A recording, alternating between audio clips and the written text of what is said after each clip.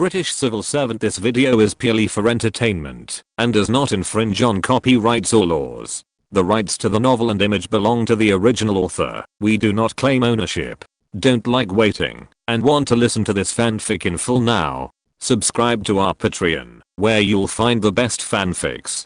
Chapter 101. The Labour Party has misled the country. This is certainly a good thing. I believe Truman should be happy about it. Prime Minister Attlee answered in a flat tone, without any excitement in his voice. Maybe our former Prime Minister is also very happy, but this has little to do with us. Then he looked at Alan Wilson and said, Alan, from your answer just now, it can be seen that we have sold Eastern Europe to the Soviet Union, right?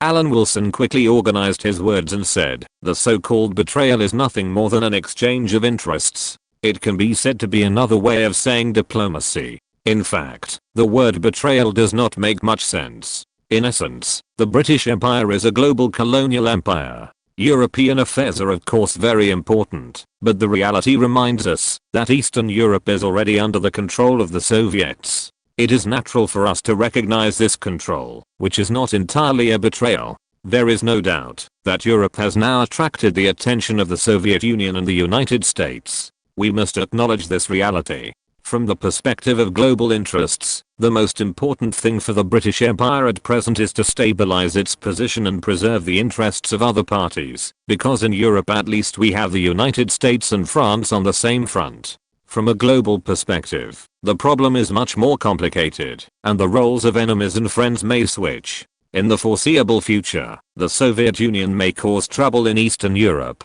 Mr. Churchill also foresaw this. After comprehensive consideration, Poland was used in exchange. But from a global perspective, the Soviet Union's naval power is better than nothing. It is impossible to cause an impact on the global interests of the British Empire within 10 years, but another country is possible. The other country mentioned by Alan Wilson was undoubtedly the Americans. Only the Americans now have a stronger naval force than the British Empire, and they are infiltrating the British Empire's colonies all over the world. The question now is whether to protect Eastern Europe or the colonies? Needless to say, many people hope to protect both, but in reality this is impossible. In other words, in the previous negotiations, did the British Empire really sell out Eastern Europe? Prime Minister Attlee was not fooled by Alan Wilson's elementary rhetoric, and still asked without changing his original intention. Dear Prime Minister, Foreign Secretary, the word betrayal is too negative, but that's how diplomacy works. In theory we have to have it all, but once the negotiations begin, some people will have it and some won't. Alexander Cadogan said to smooth things over, we don't have the power to stop the Soviet Union from doing anything, but we can try to control its influence within a certain range. For example, asked Foreign Secretary Ernest Bevin, where else might the Soviet Union threaten? Turkey in the Near East and Iran in the Middle East. While Alexander Cadogan was thinking, Alan Wilson had already given his answer. The Soviet Union is a continental country and has always been pursuing an ice-free port. This is no secret. But neither the Soviet Union nor its predecessor, the Russian Empire, achieved their goals. That's why we agreed to help the Americans with the previous war against Japan. We hope that the Soviet Union can find a port in the Far East so that it can restrain itself. Turkey's issue is about the right of passage through the Black Sea Straits. If we don't ask for help, the Americans will also provide help. The most critical issue is the Iranian issue.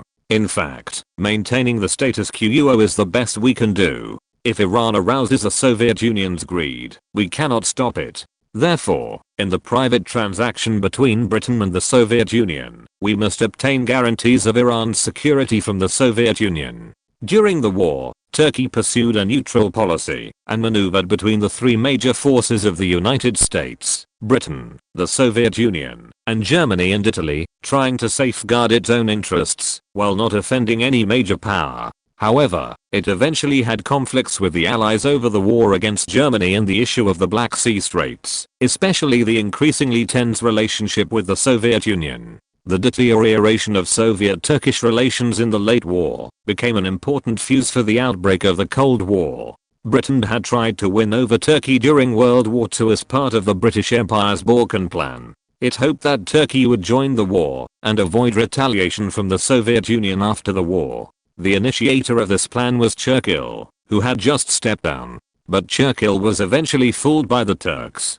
He took the weapons and equipment and aid of the British Empire, but refused to go to war with Germany. It has to be said that for Churchill alone, Turkey is definitely his political victim. As early as the First World War, Churchill, as the Minister of the Navy, pushed the Ottoman Empire to the Allied camp because of 2 battleships, causing the Allied Empire to be completely surrounded on the Eastern Front. In the end, the oil ran out, and the lamp was exhausted first. In the Second World War, Churchill may have learned the lessons of the First World War, and has always been very enthusiastic about Turkey's participation in the war. He sent many delegations for this purpose, and acted as a victim many times. Even Robert Eden, the second in command of the Conservative Party and the Foreign Secretary, was shocked by Churchill's wishful thinking. When Alan Wilson went to the British occupation zone these days, the Soviet Union pursued the Turkish issue relentlessly. The previous Prime Minister Churchill took a reserved position, while US President Truman was more vague, because the previous Turkish issue had always been discussed by Britain and the Soviet Union, and the United States was in a secondary role.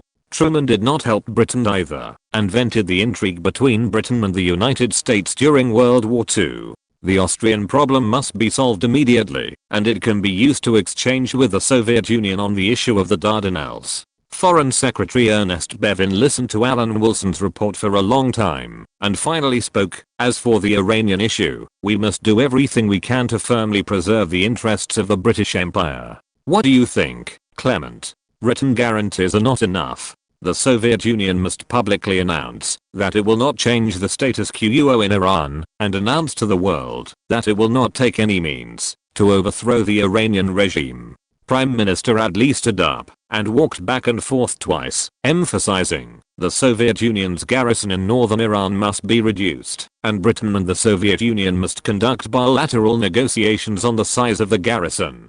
Can the Turkish Strait issue be discussed? In exchange for Iran's withdrawal negotiations and the lifting of martial law by the Soviet Red Army in Austria? Alan Wilson was shocked. It seemed that in history, the Soviet Union eventually returned empty-handed on the issue of the Dardanelles, and at the same time, Britain's interests in Iran were taken over by the United States. Sure enough, civil servants selling out their country is just for fun, but if they really sell out their country, the Prime Minister has to do it himself. He can already think of the jokes about the Labour Party's misfortune.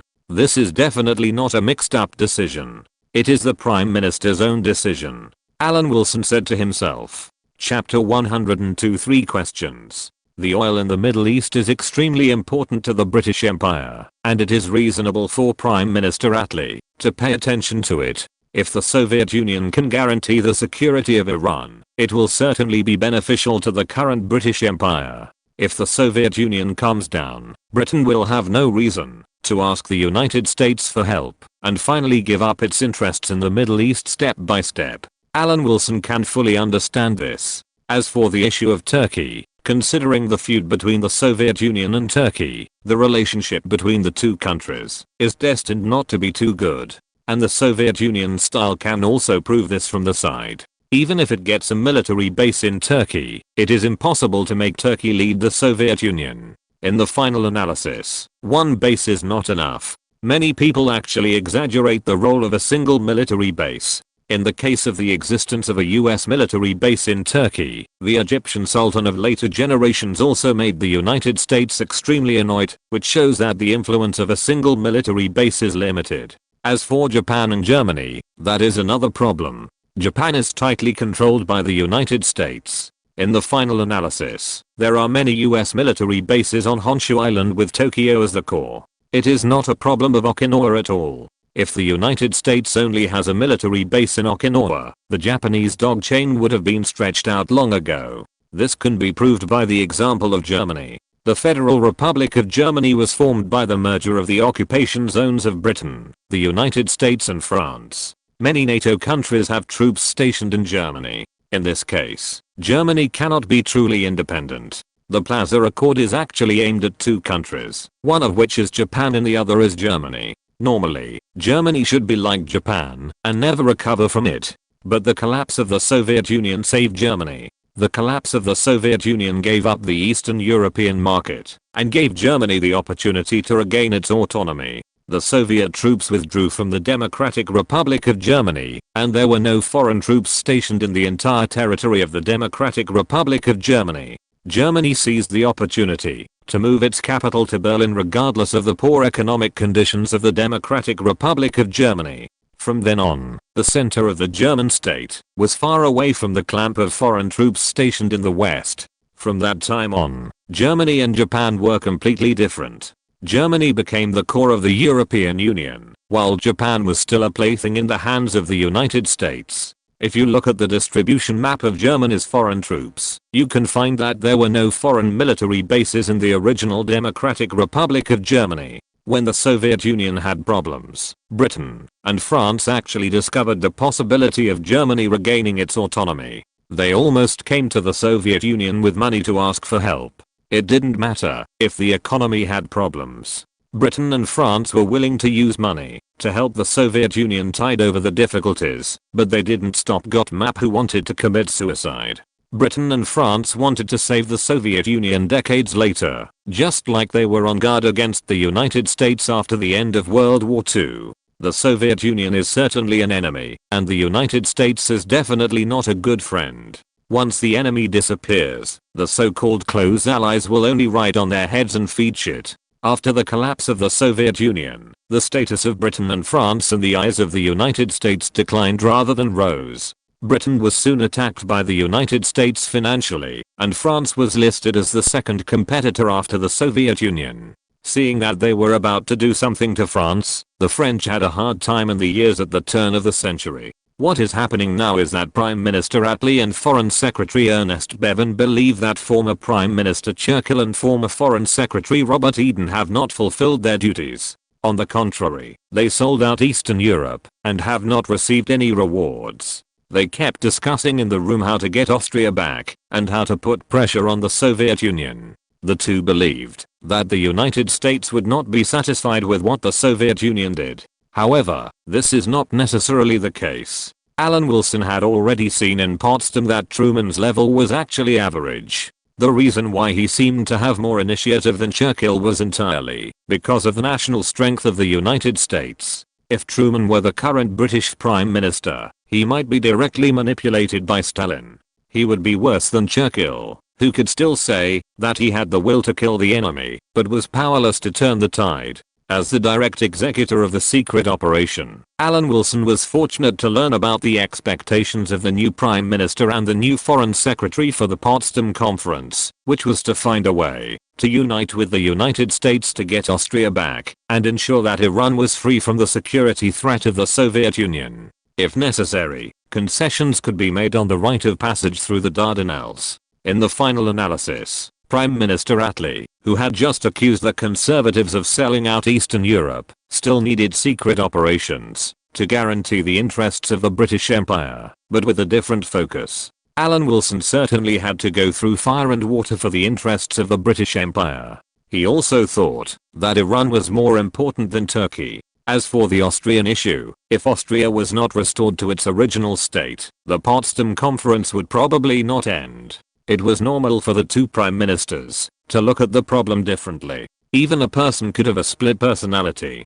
Before Germany attacked France, Churchill thought that if the Soviet-German war broke out and Germany was not doing well, Britain should assist Germany. Germany attacked France first, and Churchill could only sell blood to aid the Soviet Union against his imperialist conscience. Because of the new Prime Minister's airborne landing, the Potsdam Conference has changed to a certain extent, and the impact will be revealed in the next few days. In fact, to be honest, the Potsdam Conference has progressed much faster than in history, which is a manifestation of the necessity of secret operations. Alan Wilson, who got a new task, followed Alexander Cadogan, Secretary of the Foreign Office, out of the Prime Minister's room. What do you think is the difference between our new Prime Minister and Mr. Churchill? Alexander Cadogan asked. If Mr. Churchill is the Prime Minister, there is still a theoretical possibility of fighting against Japan. As for Prime Minister Attlee, there is no theory at all, and we will never join in.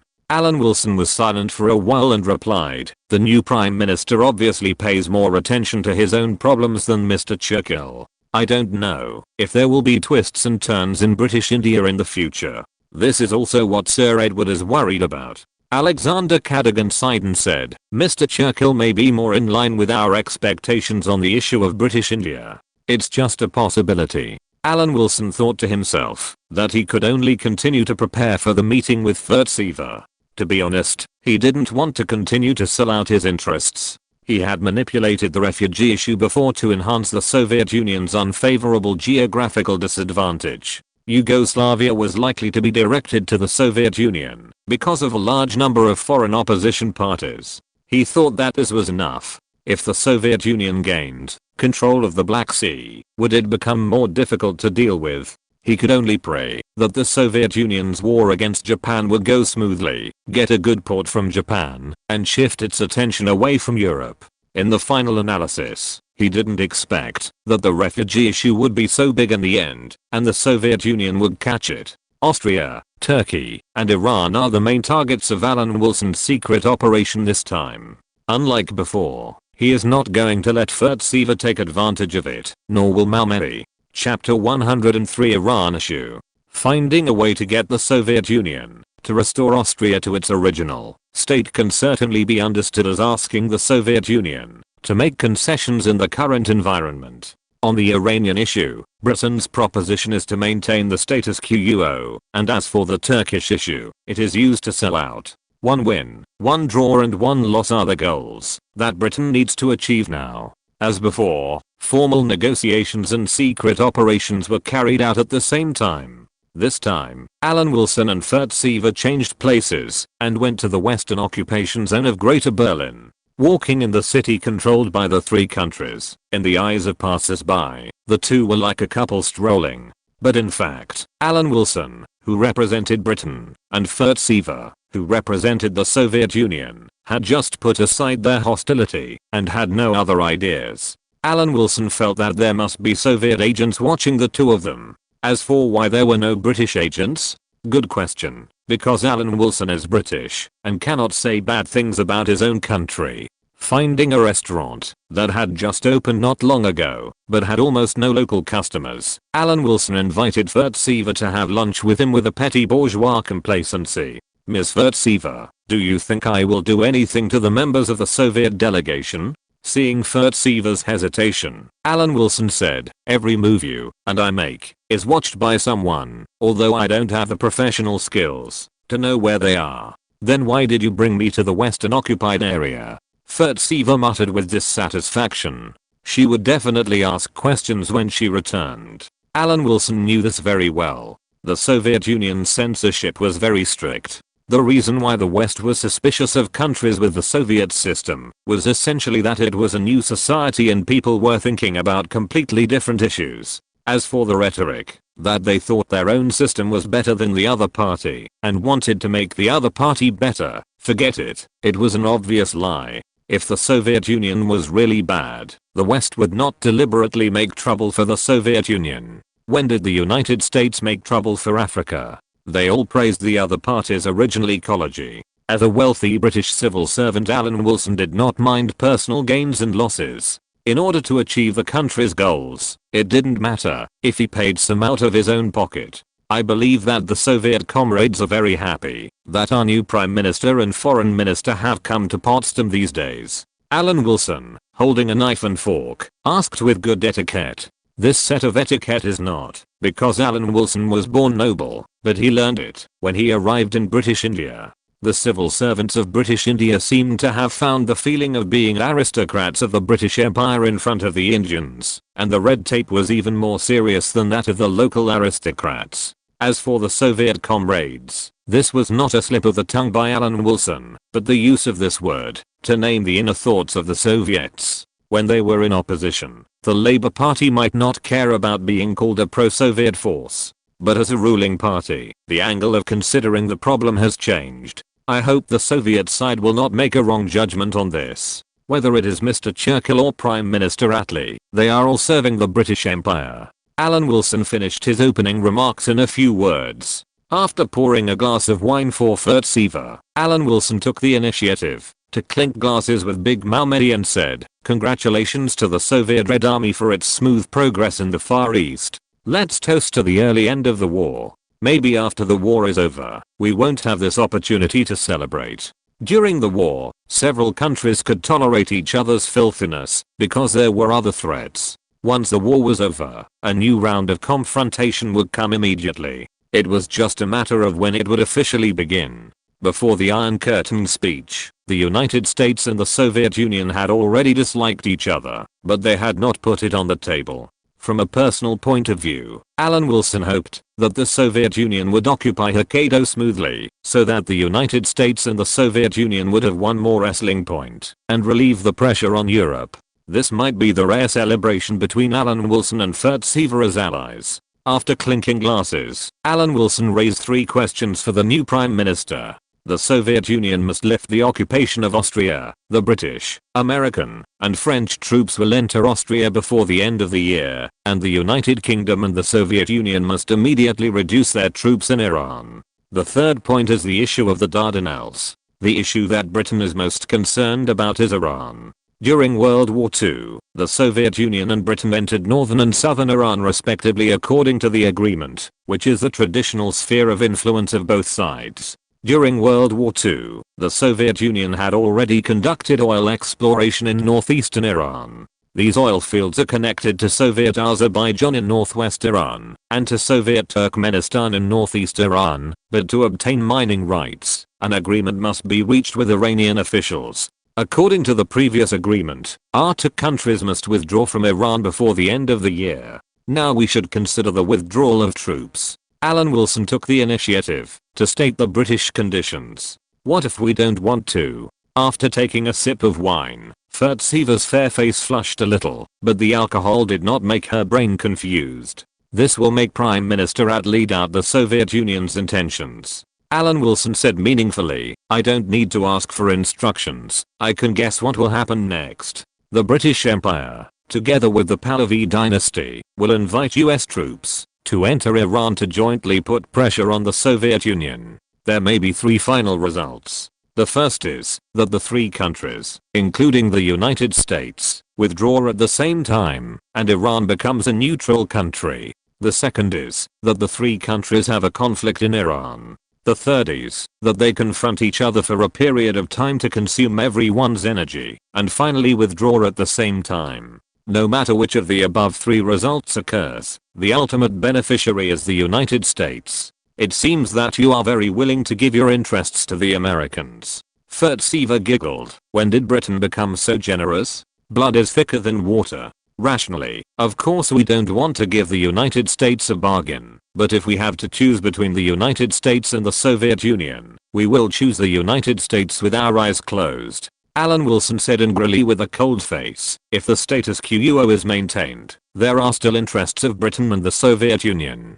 If the situation I mentioned occurs, the Soviet Union and Britain will get nothing. Withdrawal for nothing? Mr. Allen may be joking. What will be the compensation?" Furtsever was silent for a moment before she started to fight back. It was the British who took the initiative to ask for it, so there must be a quid pro quo. Alan Wilson opened his mouth and wanted to say no, but finally said, "Regarding the right of passage through the Dardanelles, if the Soviet Union publicly guarantees to fulfill the previous agreement and withdraw its troops from Iran, the British Empire is willing to help the Soviet Union fight for the right of passage through the Dardanelles." Chapter 104. Announcement on the undefended strait.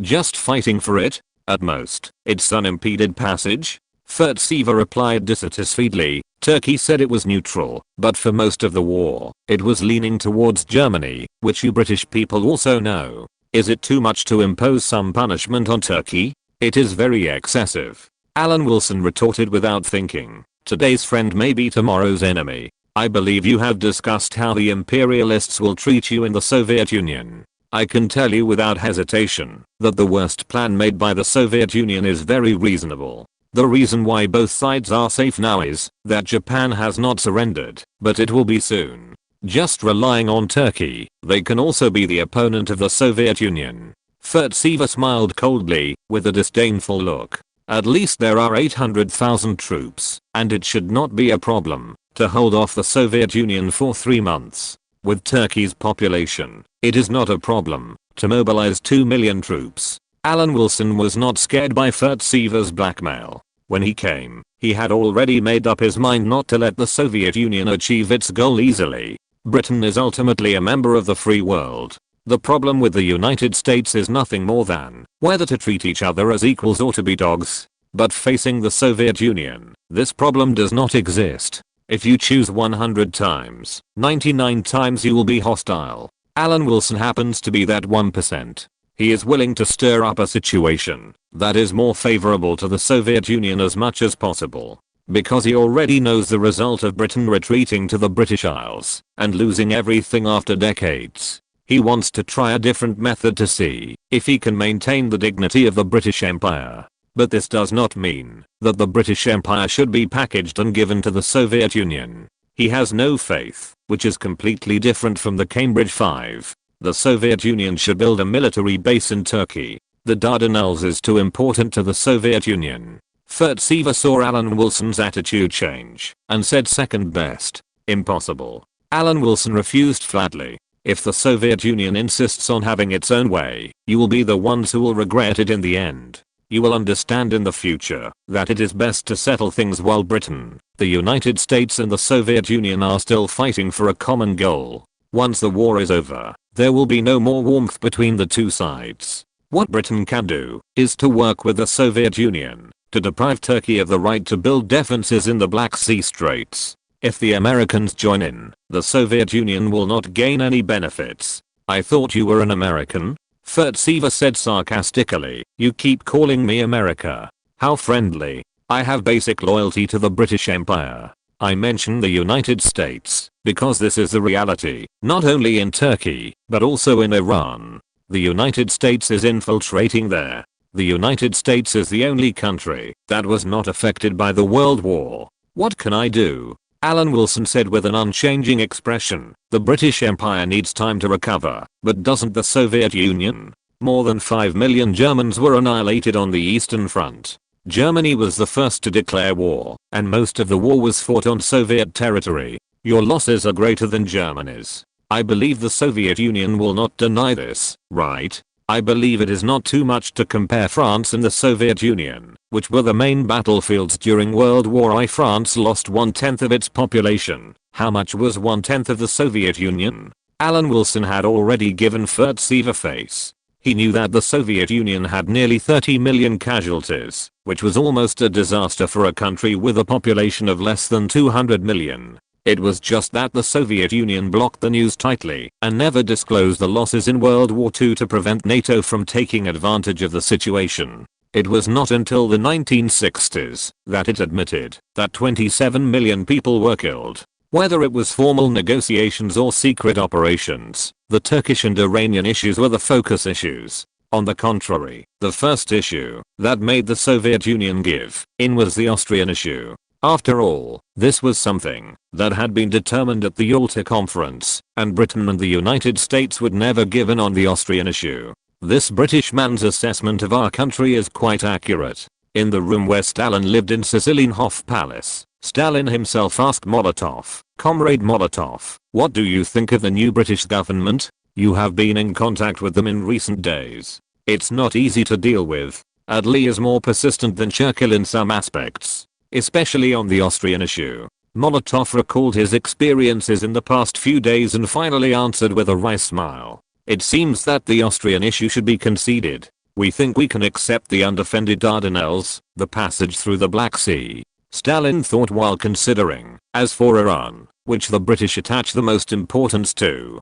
be fair, in fact, Iran is also the country that I attach the most importance to. Comrade Furtsever mentioned the American factor, which is an important consideration. Although the United States does not have troops stationed in Iran like Britain and us, it has nearly 30,000 so-called civilian personnel. Once these people are supplied with weapons, they will immediately become a garrison. From the beginning to the end of this meeting, we can conclude one thing. The British are definitely hostile to us, but they are also wary of the United States. I remember when the British representative and Furtsever just met, they once said that the only people who are not affected by the war are the Americans. Molotov said with a sigh, in fact, what the British said makes sense. Compared with Britain and us who are in urgent need of recovery, the current state of the United States is too good.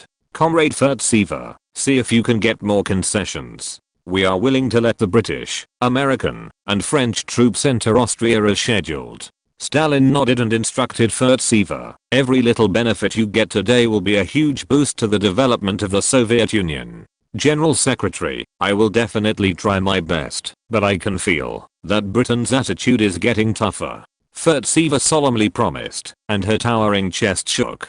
Alan Wilson and Furtsever talked for a total of 5 days. During these 5 days, the four-nation occupation statement of Austria was first announced by Britain, the United States and the Soviet Union, which was regarded as an approval of the established plan of the Yalta Conference. Then there was the issue of the Dardanelles Strait in Turkey. After all, although the United States was the biggest beneficiary of World War II, many places were still occupied by Britain. Turkey was just one of the places. The treatment of Turkey was a bit like the feeling of Britain and France at the Paris Peace Conference. At the Paris Peace Conference, the British Prime Minister and the French President casually drew a stroke with their pens, and there was one more country in the world. The whole world is under the pen of the two heads of state. Coincidentally, the scene depicting the emergence of a new country by casually drawing the British and French. The victim was the former Ottoman Empire. Today it has become the Republic of Turkey. Britain and the Soviet Union reached an agreement on the issue of undefended straits, and finally both countries hoped to get the approval of the United States, so Truman also agreed.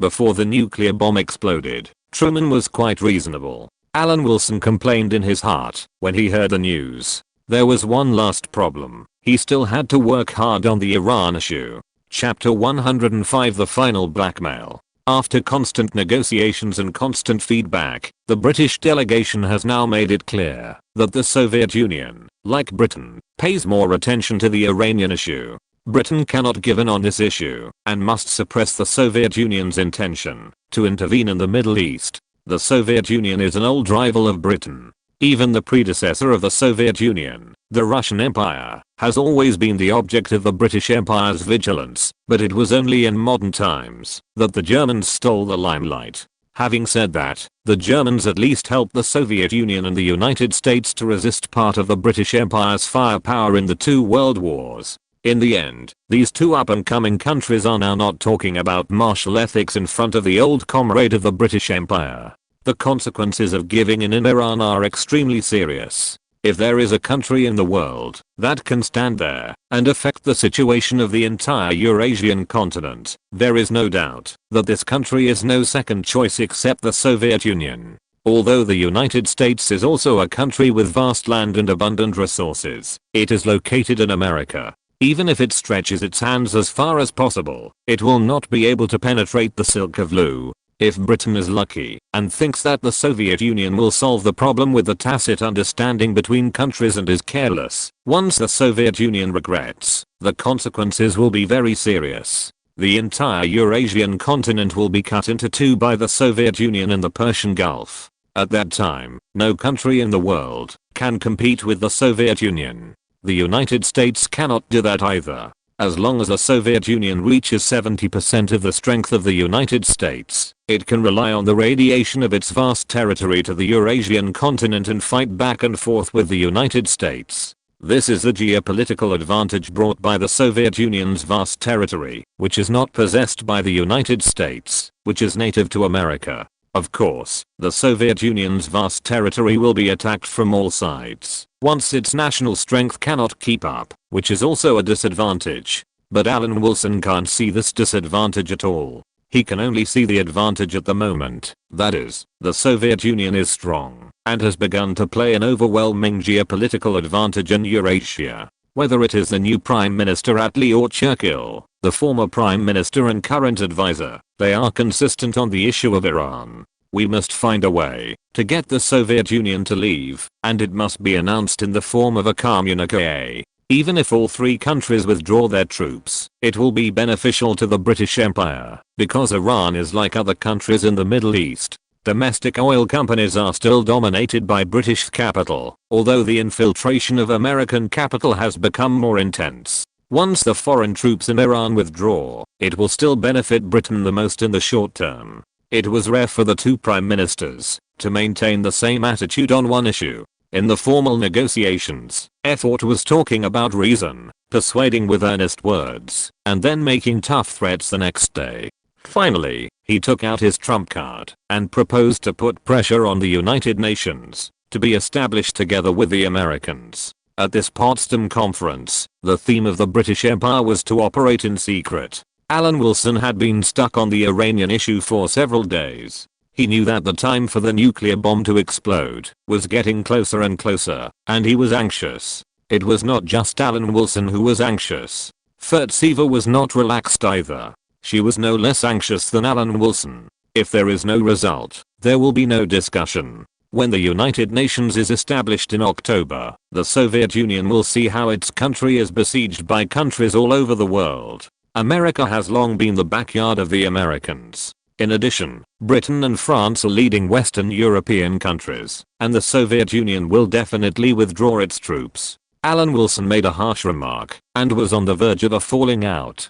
Although negotiating with a beautiful big hairy girl can be said to be a pleasant thing, Alan Wilson is still very clear about which side is more important. As for the Mediterranean issue, after the Yugoslav refugee issue emerged, the Soviet Union will inevitably get a naval base from the Mediterranean to bypass the clamp of the Dardanelles. Therefore, making trouble for the Soviet Union on the issue of traveling in the Black Sea is actually only theoretically effective. The Soviet Union will definitely get a naval base from the Balkans. But the Persian Gulf is different. This is a big problem.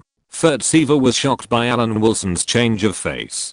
Britain is more persistent than expected on the Iranian issue. She whispered, "You want to unite and hurt the interests of the Soviet Union. Iran is an independent country. Now is not the era of the British Empire and the Russian Empire." Alan Wilson said unmoved, "No matter how the Soviet Union wants to interfere in Iran, the final result is only one, to withdraw from Iran in disgrace. There is no second choice. You make me have a worse impression of you now." Fertsieva lifted the ends of her hair and looked at Alan Wilson steadily. "So what?" Alan Wilson raised his hand and said in an exaggerated tone, "We are conducting secret negotiations on behalf of two countries, right? Are we here for a blind date? If you give me a little advantage, I can sell the British Empire." Unless he doesn't want to make progress, he will never be tempted by Fertsieva's beauty. The secret operation of this day ended in dissatisfaction again. At night, the lights in the rooms of the British and Soviet delegations were on for a long time. In fact, although the American delegation seemed to have nothing to do with it, it had been paying attention to the confrontation between the British and Soviet Union in the formal negotiations on the Iranian issue. The reason for taking a seemingly neutral attitude is that the Americans believe that the British will take the initiative to ask for help. And this is exactly what Alan Wilson tried his best to avoid. He knew better than anyone that once the United States got involved, Britain's presence would be equivalent to nothing. The United States is no less dangerous than the Soviet Union. Sometimes Alan Wilson thought, just let the Soviet Union annex Iran directly and see if the United States can still watch the fun from the sidelines. Can it still bear not to end it? As long as the Iranian issue is resolved, the British Empire will have nothing to fight for. This is what Cabinet Secretary Edward Bridges personally told Alan Wilson. "We have already communicated with the Americans privately. If the Soviet Union does not withdraw its troops, when the deadline comes, the US military will enter Iran."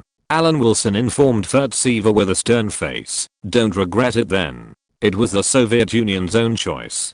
There was absolutely no private communication with the Americans on the Iranian issue, which did not delay Alan Wilson's final attempt at blackmail. "Are you really willing to give up the benefits to the Americans?" Fertsieva asked in disbelief. "Are you going to give it to you Soviets? Let your Soviet Union liberate the world and let these backward nations be on an equal footing with the British Empire?" Alan Wilson said angrily, "No matter how bad Britain is, it can't let its former colonies ride on its head. I think the Third World War is not far away. I hope we are all still alive after the war." There was never a day when Alan Wilson felt that he would be like Shandong, muttering about the Third World War and treating this shadowless thing as a life-saving straw. But when the time came, he couldn't care so much. Chapter 106. A sudden turn of events. To be honest, Alan Wilson didn't like the feeling of being bullied by others. This was similar to Chan Gong, who blamed the Soviet revisionists and then the United States.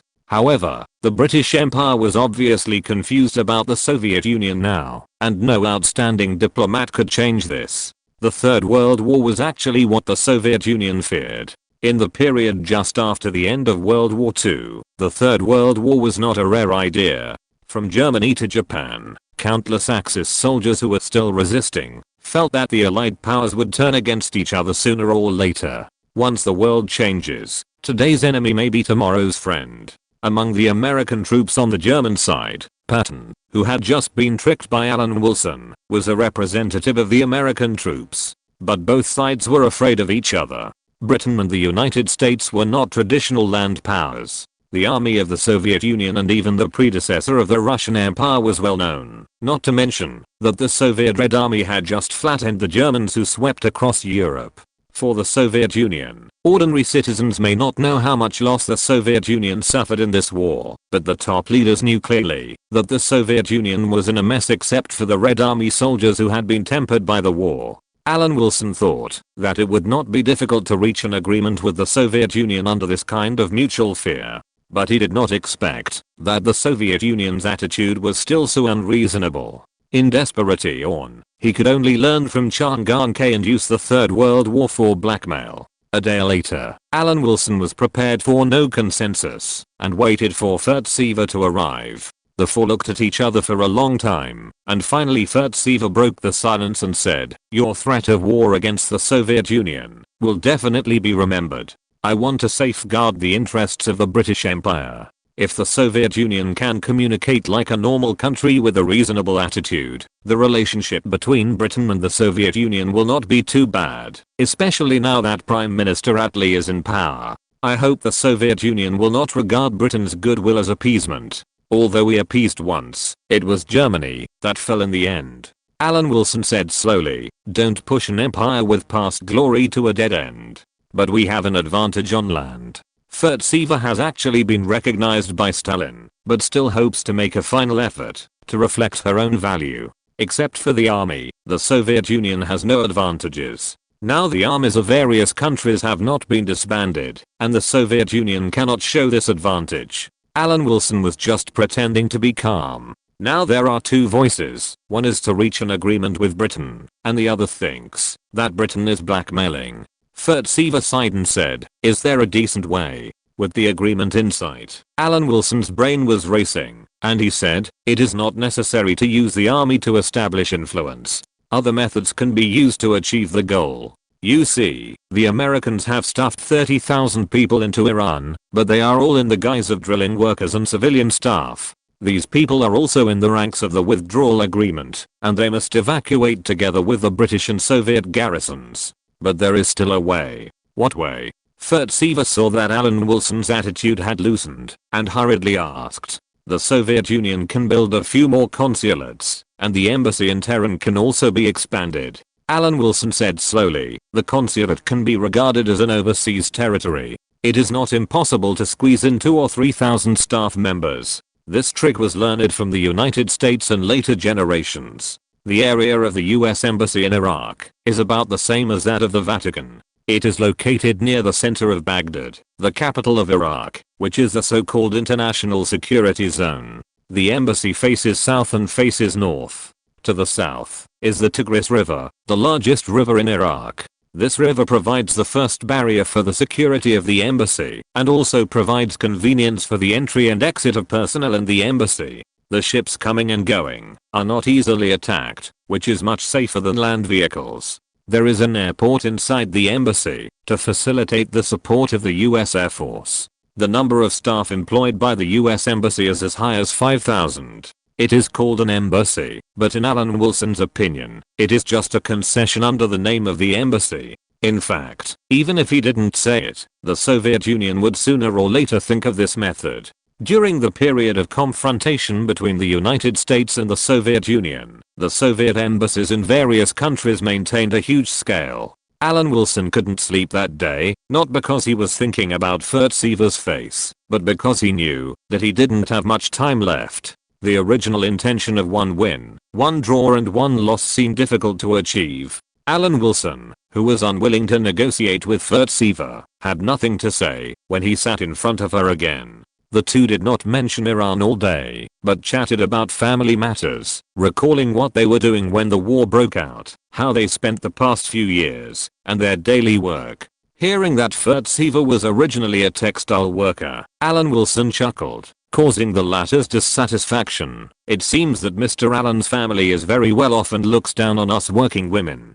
No, it's just that from the appearance, it really doesn't look like it. Alan Wilson apologized with sincerity. If he remembered correctly, Marilyn Monroe was also a textile worker, and textile workers seemed to be potential stocks. Ms. Furtsever, I apologize for my impoliteness during the recent negotiations. This is how relations between countries work. I personally have no prejudice against the Soviet Union or any other country in the world. I also know that many of the comments about the Soviet Union and the country are slanders, and the praise for my country and the United States is flattery. But there is nothing I can do about it. Alan Wilson stood up and took the initiative to extend his hand and said, according to what you Soviets say, there are individuals who betray their class, but there is no class that betrays its class. In fact, if you can recognize this, you can change. Furtsever extended her hand and shook it with Alan Wilson. Forget it, I'm not interested in treason.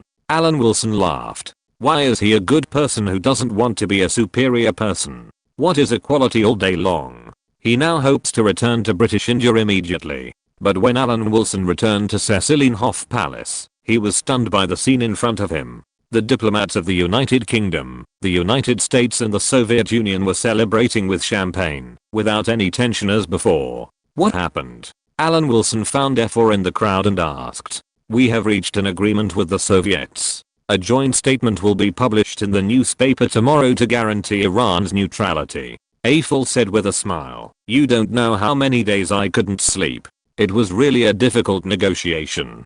Who wouldn't? Alan Wilson stood there in a daze. Did the top leaders of both sides deceive the executors? It was time to go back to India. Chapter 107. Domestic affairs more than diplomacy. This is also normal. They are the heads of state, so they naturally don't have to worry about the mood of the little shrimp. They solved the problem in a casual conversation. The open line is F4's negotiation team, and the hidden line is Alan Wilson's secret operation. But the most important channel is actually the communication between Prime Minister Attlee and Stalin himself. Direct communication between heads of state is more important than any open or hidden line, and the real decision is made there. I'm busy here just for fun. We have basically finished discussing the problems with the Soviets. The only thing left is the confrontation between the Americans and the Soviets. I don't know where we will work after this meeting.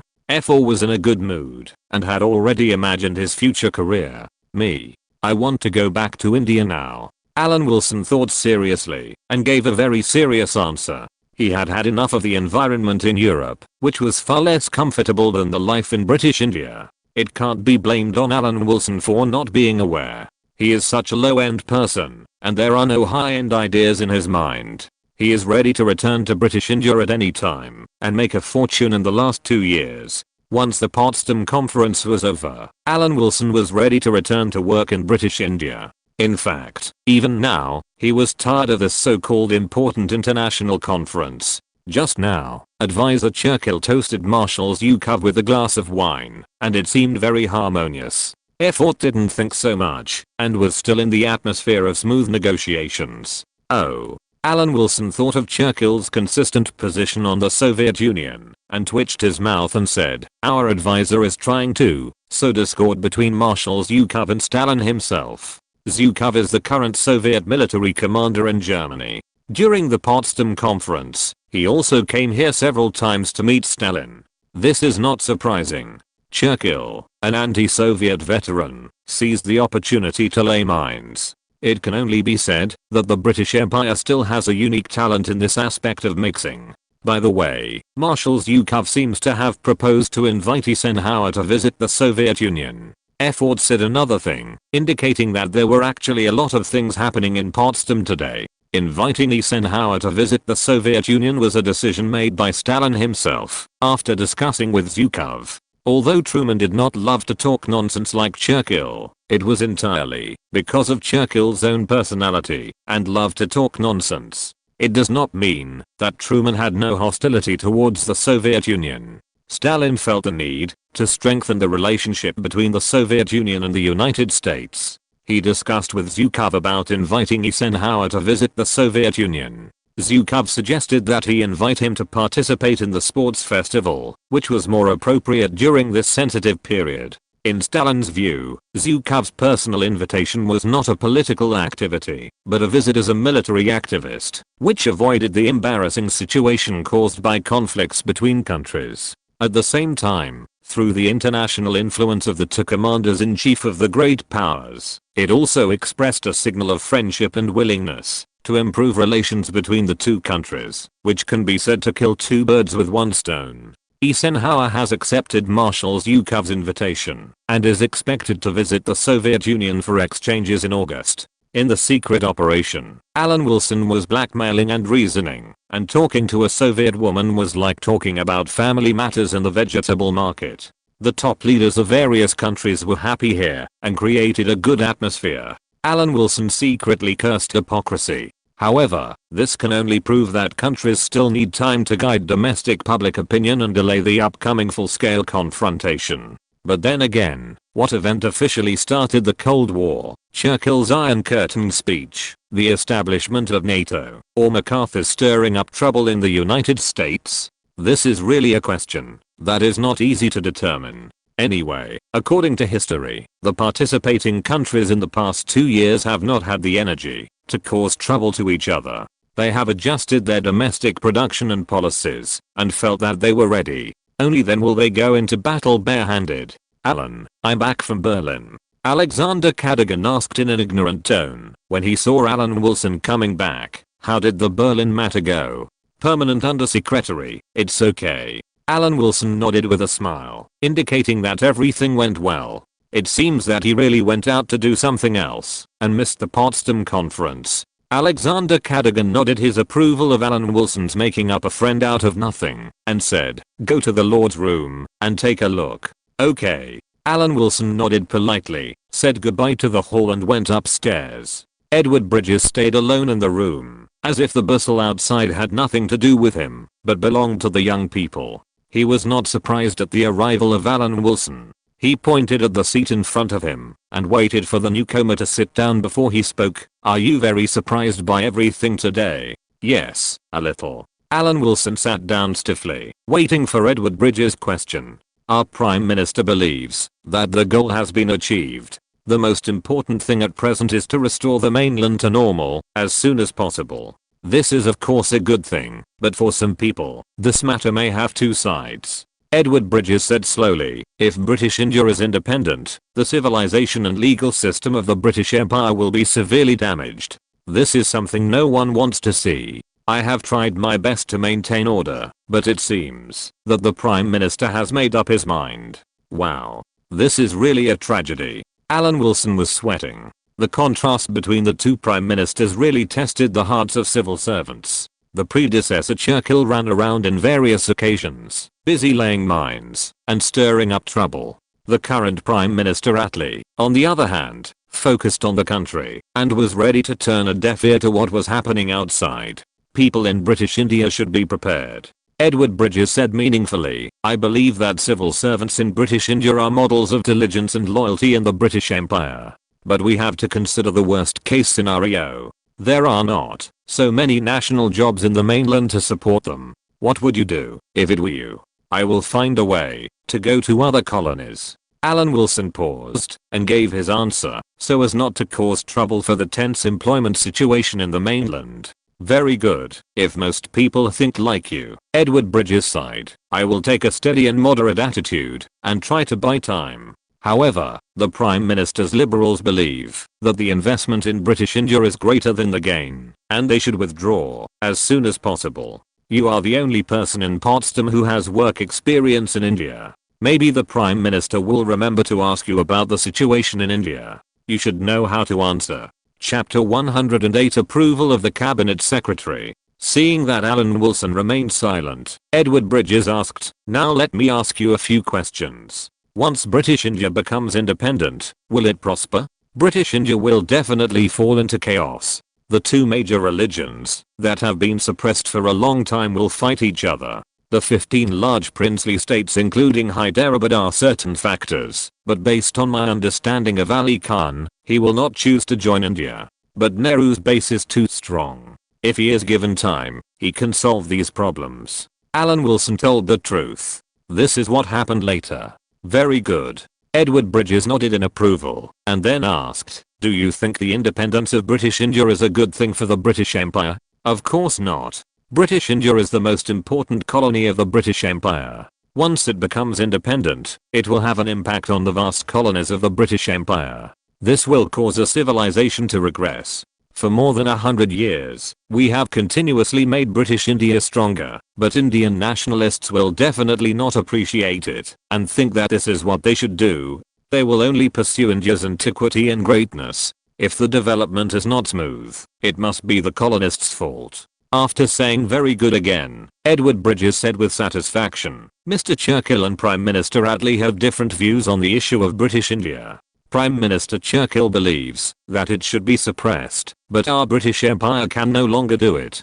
Prime Minister Attlee believes that it should be abandoned, but I personally don't agree with it." Edward Bridges' implicit meaning is that he hopes British India will stand its last shift. This is actually Alan Wilson's idea. The British Empire is still a little too kind on the independence of British India. Maybe they thought they would have a chance to come back in the future, so they didn't plunder the colonies like France did before leaving. But from the later days, the French method was more deterrent. Although France was far less successful than Britain in the colonial era, when the post-colonial era came, France maintained a greater influence on its former colonies. In Alan Wilson's eyes, he could find countless serious problems facing India with his eyes closed, and even if there were no problems now, he could create problems, as long as he was given the opportunity to return to British India. Although the premise of creating problems is that Hinduism must be stronger than peace religion, this cannot be changed. But he still has ideas in other aspects.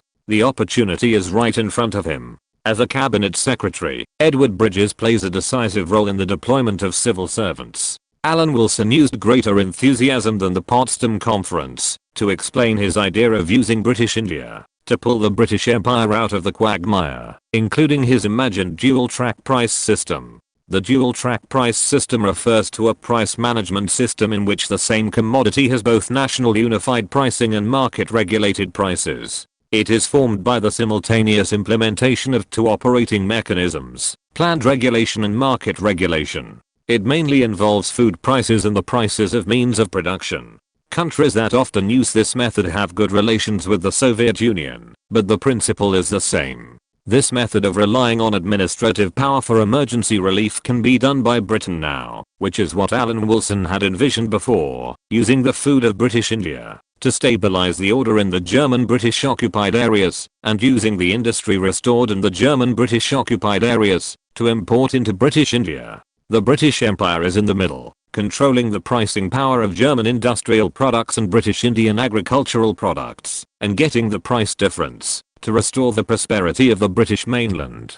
Once the British mainland returns to the pre-war level, it can redeploy resources to the major colonies. There is also an imperial preferential system within the British Empire, which can serve as a boost to this allocation. The key is efficiency. However, the German British occupied areas are in fact under military control, and British India is directly a colony. At present, the British Empire does not lack administrative power in these two places. Finally, Edward Bridges' question was that once British India became independent, the citizens of the country might not be able to accept the gap. Alan Wilson could also answer this point. As long as the floating corpses in the Ganges and the rape tragedy were on the BBC for a month, the citizens of the country would probably be able to accept it. I said Sir Baron was good at discovering talents. Edward Bridges asked several questions and received satisfactory answers, especially the pricing system for the linkage between British India and the German occupied areas, which was very attractive to him. With your rank, it's not credible to tell the Prime Minister about these plans. Edward Bridges thought for a moment and said, if the Prime Minister comes to you, you only need to keep the content of British India. How to maintain the influence of the British Empire. If the Prime Minister asks, I will take out this plan for you. Well, it's not easy. The Americans are watching.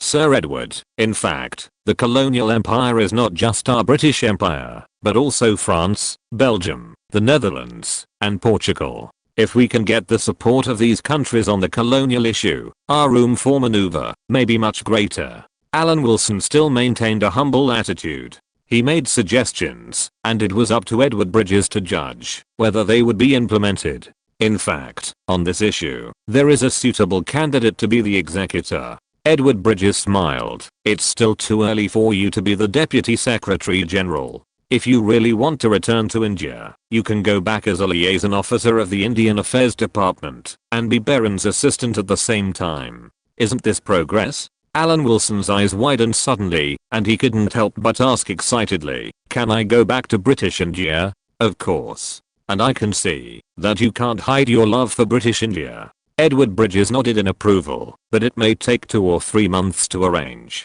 After the Potsdam Conference, the Prime Minister will definitely be busy with domestic issues. Once the time is right, I will transfer you back to New Delhi. Of course, I'm very much looking forward to your being able to achieve the beautiful vision you just mentioned. After leaving Edward Bridges, Alan Wilson felt like he was walking with the wind. What is a dream come true? This is it. Although it may take another 2 or 3 months to arrange, he is now full of energy. Not to mention that Edward Bridges wants to promote his level and directly become the assistant of Sir Baron at the level of Deputy Secretary General. Once the work in British India is completed beautifully, I believe he can gain a foothold in London. It is not in vain that he has been working hard for the British Empire since he arrived in Europe, from France to Austria, and almost ran all over Western Europe. Nehru, wait for me. Alan Wilson expressed his longing for the powerful and influential country in a tone of great expectation. If you're listening to this novel on a channel other than Fanfic World, it means they downloaded and uploaded it without effort. We cordially invite you to visit our channel, Mundo Fanfic Novelos. There you'll find the original version of this story and you can explore many other novels of various genres. We're waiting for you to immerse yourself in a world of incredible novels. Chapter 109, The Birth of a Boy. Regarding the issue of British India, there are actually only 2 attitudes: to firmly retain it, or to temporarily shrink it, and look forward to a comeback. In 1945, there was no idea of completely shrinking back to the British Isles, to live one day at a time in the minds of British politicians. Both the Conservative Party and the Labour Party believed that the current difficulties were temporary. Once British India did not develop well independently, it would be an opportunity for the British Empire to make a comeback. But Alan Wilson knew that this idea was too idealistic. Many historical facts have proved that once lost, it is almost lost forever. The chance of a comeback is very small. Many think tanks said that India would be divided into 7 or 8 small countries after independence, begging Britain to return to the future, but it did not appear. Alan Wilson, who made some remarks here at Edward Bridges, was soon summoned by Prime Minister Attlee. Prime Minister Attlee naturally would not talk to a small shrimp about how he personally solved the issues with Stalin and Iran. As the cabinet secretary expected, there happened to be a diplomat with experience working in British India at the Potsdam Conference, so the Prime Minister wanted to ask about the specific situation of British India, a colony of the British Empire. The independence of British India is not a new issue at all, and it can be said that it has troubled London for many years. After the end of World War I, Britain planned an independence plan to form an independent Indian federation by forming Hindustan, a region with more Hindus, Pakistan, a region with more Christians, and retaining the princely states, but failed to gain consensus. Before the end of World War II, the Lord Chancellor and leader of the House of Commons Cripps went to India and promised to give India the status of a dominion after the war. After arriving in India, Cripps put forward the British proposal for India, which is the Cripps proposal. After consultations between the British and Indian high-level officials, it was decided to publish a proposal to establish an autonomous government in India in the shortest possible period. The content of the proposal is to establish a new Indian federation and make it a dominion with the same status as Britain and other dominion countries, and it is not subordinate to other countries in terms of domestic affairs and foreign affairs. However, the plan also proposed that the princely states of British India had the right not to join the newly established Indian Federation, which made it possible to establish 2 or even more political entities on the original land of India, thus opening the door to the division of India. In Alan Wilson's view, the Cripps proposal was actually quite good. It did not distinguish between religions, but between the direct provinces and princely states of British India, which would help to fragment British India. However, there were also disadvantages. In a unified institution, the Muslim League led by Jinnah could not defeat the Congress led by Nehru. Ali Jinnah foresaw the numerical disadvantage of the pacifists in South Asia, and said that he would rather have a civil war than be in the same country with the Hindus. When facing questions from Prime Minister Attlee, Alan Wilson expressed the tension between the Muslim League and the Congress, and that Ali Jinnah and Nehru could not urinate in the same pot at all. Edward Bridges, the cabinet secretary who had been prepared for this, said inconspicuously, "In fact, the Prime Minister wants to give up India, because India's investment is greater than the gains, and saving money will allow the homeland to recover its prosperity faster." Of course, Edward, citizens at home cannot go hungry and tighten their belts to maintain the dignity of the British Empire. At least if he had a choice, he would not want India to be independent. But he was willing, but unable to withdraw the European army to India to suppress it immediately. Where would the money come from? Dear Prime Minister, from a larger perspective, the independence of the colonies is not a problem that our British Empire has to face. There are many European countries facing the same problem.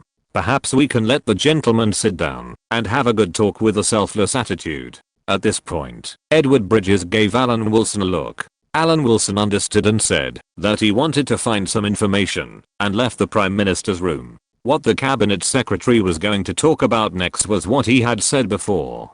On the issue of colonies, there were also France, the Netherlands, Portugal, Belgium, and even Spain. He asked about the attitudes of other countries. As for how Britain could recover quickly, Edward Bridges expressed Alan Wilson's idea and added, "In fact, in a sense, this method is more like what the Soviets would do. But I personally have no prejudice against the Soviet Union.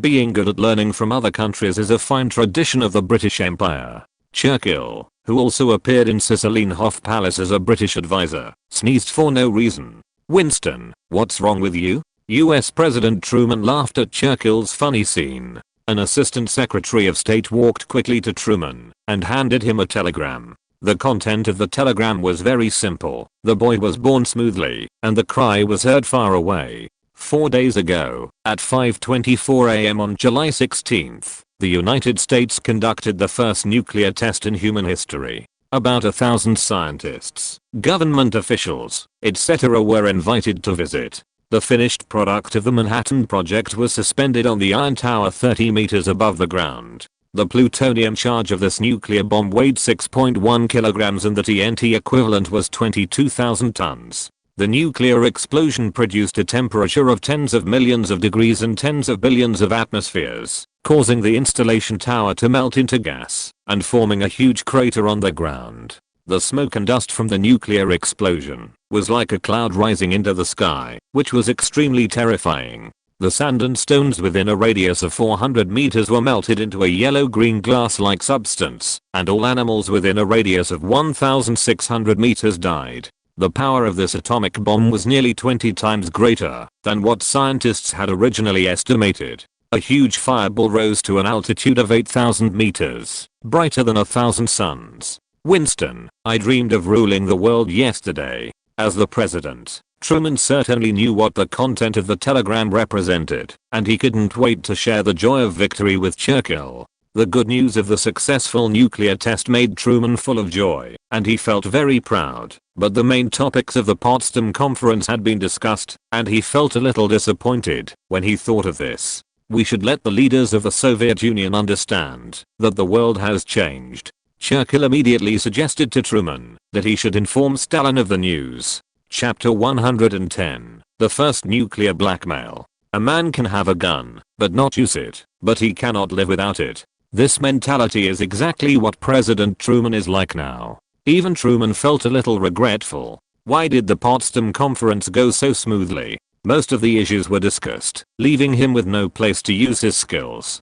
He no longer had the anxiety of eagerly looking forward to the Soviet Union starting the war against Japan. But the Potsdam Conference was such a big event that it occupied the headlines of newspapers in various countries every day. The progress of each day was known to the whole world. Everything that should be discussed had been discussed, and he was helpless now. In order to get the Soviet Union to join the war, the United States, like Britain, sold out the interests of many countries to the Soviet Union. Although he now has nuclear bombs in his hands and feels that he is full of confidence, he can directly turn against Stalin in front of the witness of the whole world.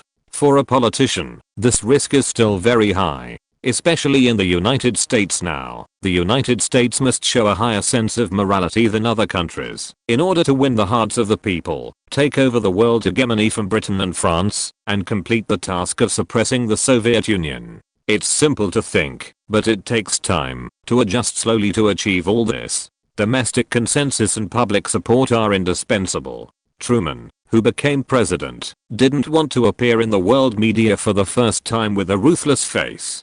Truman is still young. If he were the king of understanding in the 21st century, he would definitely not have so many concerns. For various reasons, Truman could not overturn the previous resolution, but it was still possible to find an occasion to give Stalin a warning. Truman's eyes hidden behind the lenses were full of eagerness. Before the meeting, Truman was very excited when he saw Stalin and Churchill, just like a young child suddenly seeing his favorite idol, forgetting that he is now one of the three giants. But now, Truman, who has an unprecedented weapon such as a nuclear bomb in his hand, thinks he can win back a game.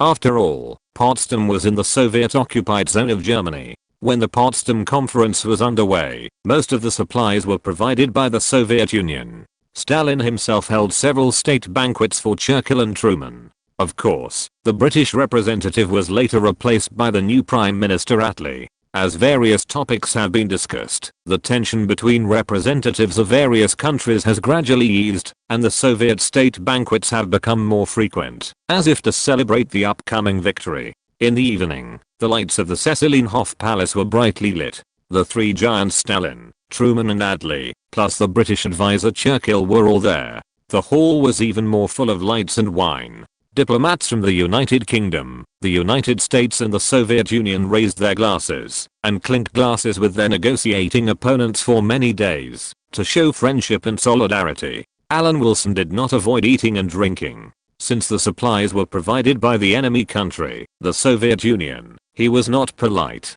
With a flash of his eyes, he saw Furtseva in the Soviet crowd. It must be said that, although Furtseva is already in her 30s, she still stands out from the crowd and has already kept several American diplomats away from her. Oh, Americans. Even if they go to a place with only guerrillas, I don't doubt that Americans will have a cross-species exchange. Alan Wilson whispered to Eiffel, causing the latter to laugh. Alan, why don't you try? Effort said in an encouraging tone. Let the American rednecks know that the gentlemen of the British Empire are absolutely different from them. Alan Wilson took a deep look at the malicious pioneer of insulting France and wished in his heart that he would have a place in the French embassy as soon as possible, but he straightened his back and walked towards the Soviet. Dear madam, you are so fascinating. I have seen several Americans hit a snag with you. Furtseva didn't want to pay attention to Alan Wilson, but she couldn't make it too awkward in this situation. She could only put on a smile and chat with Alan Wilson. Among the British representatives where Effort was, there was a burst of laughter as a cheer for Alan Wilson. On the other hand, Truman found an opportunity to launch the first blackmail of his presidency. The target was Stalin, who had great prestige in the hearts of people all over the world. He found a topic and pretended to be mysterious, but couldn't hide his pride. Dear Marshal, let me tell you a secret. We have made a new type of bomb. This bomb is unusual and its destructive power is unimaginable. Truman said Stalin's military rank and said this. facing the first nuclear blackmail in human history. Stalin's face did not change, but he was already aware of the fact that the nuclear test was successful. He smiled sincerely and said, "Then we should use it on the Japanese and end the war as soon as possible." Truman was stunned, smiled bitterly, shook his head, and looked at Churchill. Maybe Stalin didn't know the power of the nuclear bomb at all. How could he expect the other party to be surprised? These two idiots. Stalin's eyes flashed with contempt. Although he remained calm on the surface, he was sure that Truman was blackmailing him. Seeing that Truman was no longer respectful as he was at the beginning of the meeting, he understood that the United States had changed. At the same time, he was also glad that the Soviet Union's war against Japan had already begun. The confrontation between the heads of state, Alan Wilson, who had already had some experience with the tool man, naturally did not know. He was still circling around Furtsever. "I believe that the friendship between our countries will not change in the past 2 years. I wonder if Miss Furtsever knows about Britain? Ms. Vivian Leigh is very well known in the Soviet Union." Furtsever thought about it and seemed to think of something all of a sudden. "If I really have the opportunity to meet her, I believe I will be very excited." Before the war, Vivian Leigh and Oliver both starred in Mrs. Hamilton.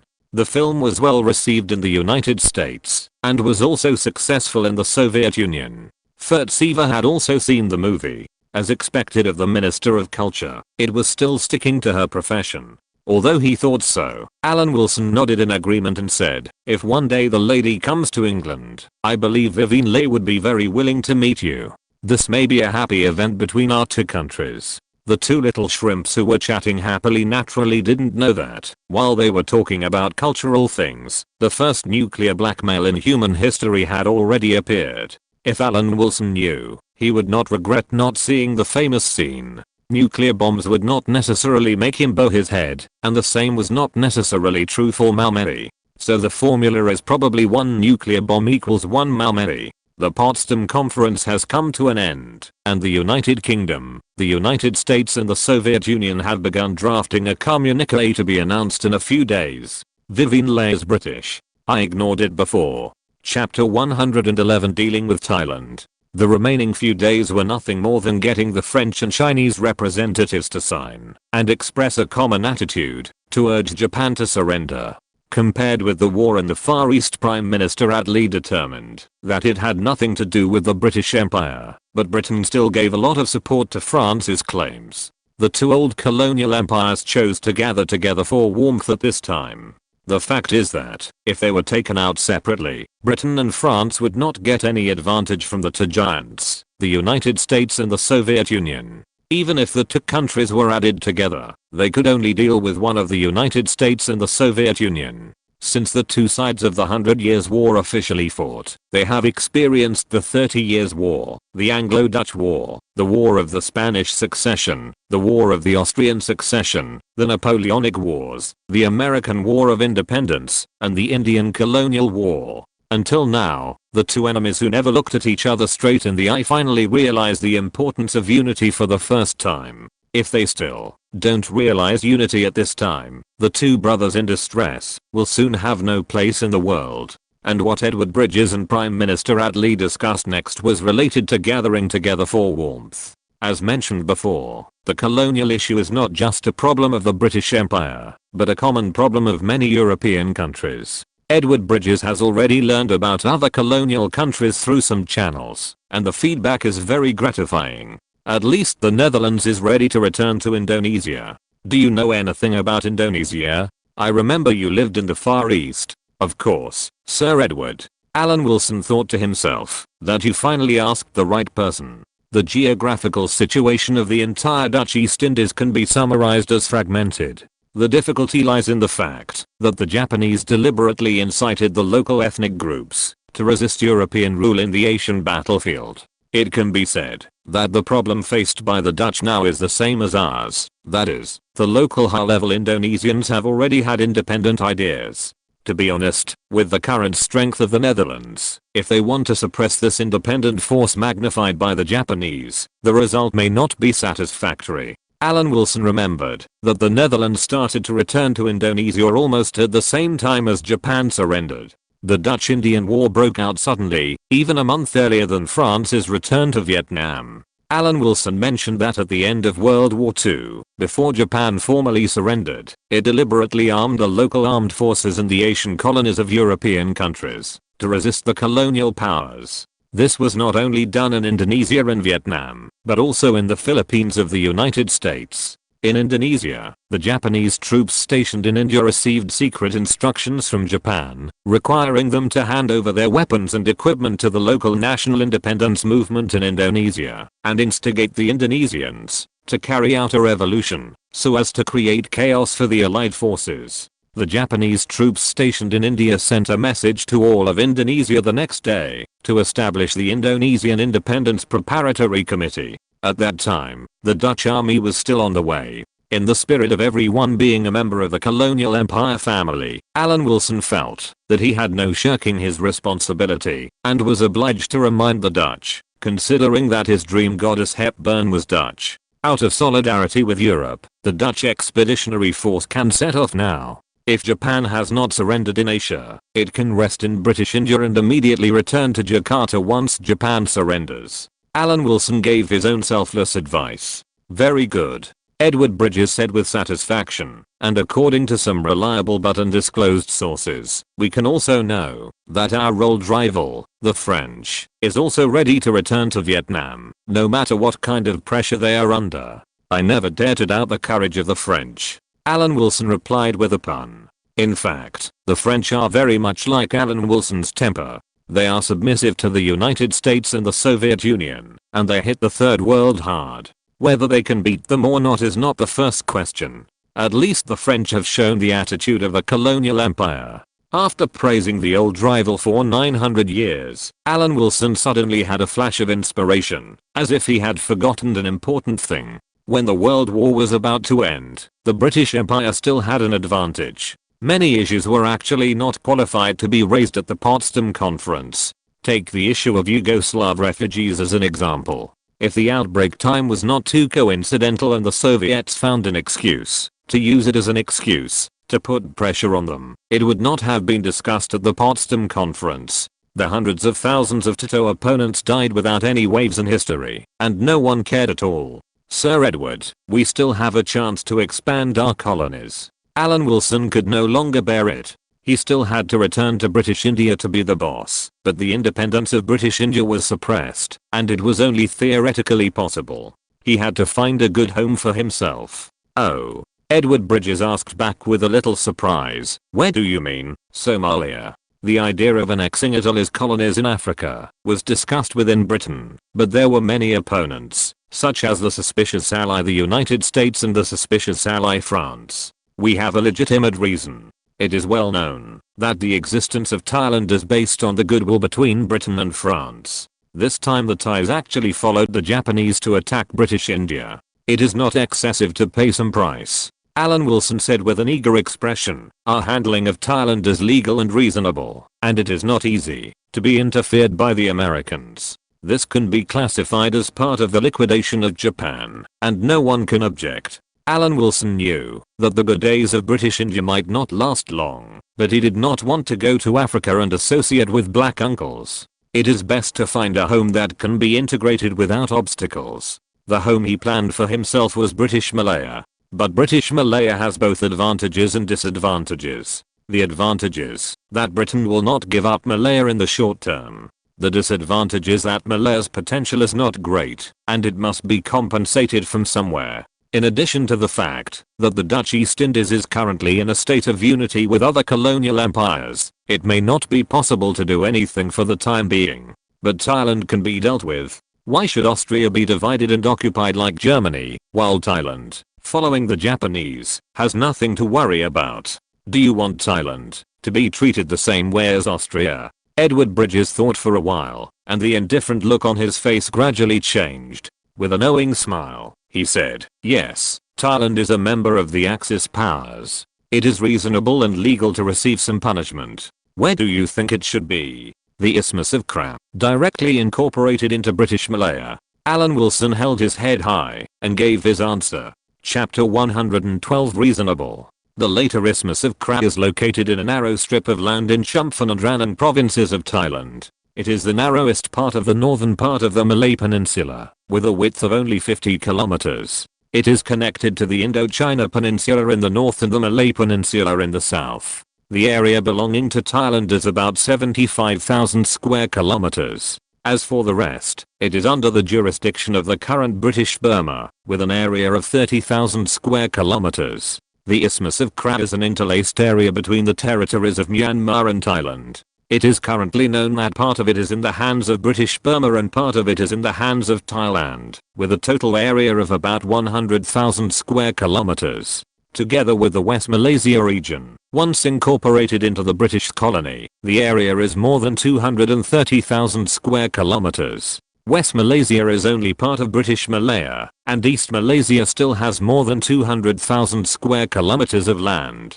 If a strong colonial government can be established in Malaya, it can solve the employment problems of a large part of British Indian civil servants. Obviously, Cabinet Secretary Edward Bridges also thought of this. What he was most worried about the independence of the British colonies was that once British India became independent, what would happen to the 100,000 civil servants serving British India? There are only 260,000 civil servants in the UK, and it is impossible to afford the employment of up to 100,000 people anyway. Moreover, a large part of the authority of the Cabinet Secretary lies in the colonies. There are only so many ministers elected, which is extremely disproportionate compared to the size of the civil service. In the colonies, this disparity is magnified to the extreme, even more serious than in the mainland. Alan, sit down and talk slowly. Edward Bridges smiled gently, letting Alan Wilson relax. As far as I'm concerned, I have always treated civil servants returning from the colonies equally, without any prejudice. You can see this from Alexander. Let's have a good talk about our future. Edward Bridges emphasized the word we, of course referring to the group of all British civil servants. In fact, what the civil service group lacks most is people who can safeguard our interests. It is very rare for you to think of this at your age. I can see that you like British Malaya very much. Sir Edward, I do this without any selfless motive. It is all for the civilization and order of the British Empire. Alan Wilson corrected his attitude. We cannot give up all our colonies. Once we return to the British Isles, with Britain's own resources and population, we will always be under the shadow of the United States and the Soviet Union. Once this becomes a normal situation, even the original colonies will look down on us. The consequences will be extremely serious. Does Malaya have advantages over other colonies? Edward Bridges was not persuaded, but wondered whether British Malaya was worthy of resources. British India is the richest colony, but we have to consider evacuating. The biggest advantage of British Malaya, and also the biggest difference from British India, is that the population ratio of Chinese and Malays is close to half and half. In British India, even if we support Jinnah, the population of Pax Catholics is only a small part of the population of Hindus, and it still cannot play a role of containment. But in British Malaya, it is completely different. Alan Wilson knew that the starting point of a bright future was today. He suppressed his excitement and analyzed in detail. Two ethnic groups with similar population sizes are in a colony. We save a lot of costs in containment. The colonial government does not consider containment at all. We are the judges.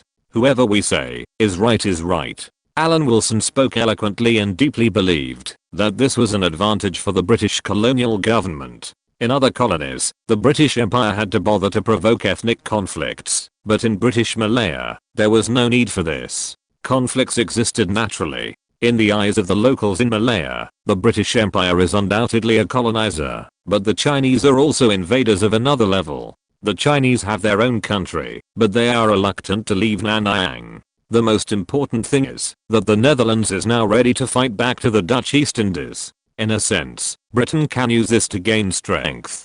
Britain and the Netherlands can cooperate in Nanyang. Moreover, British Malaya is also very important in terms of location. It is not far from the two most populous places in the world. From the perspective of the unknown comeback that the British liberal imperialists are thinking about now, it is also the most suitable base. The benefits are not only these. British Malaya is not far from Australia. Once a British colony is focused on, Australia will consider turning to the United States. For British colonies, Britain's cultural influence is far greater than that of the United States, but no matter how strong its soft power is, it is not as useful as hard power. If the British Army has a presence in Southeast Asia, it may get some help from Australia, and Australia will not completely turn to the United States. Building British Malaya requires a huge manpower. Your idea is very good.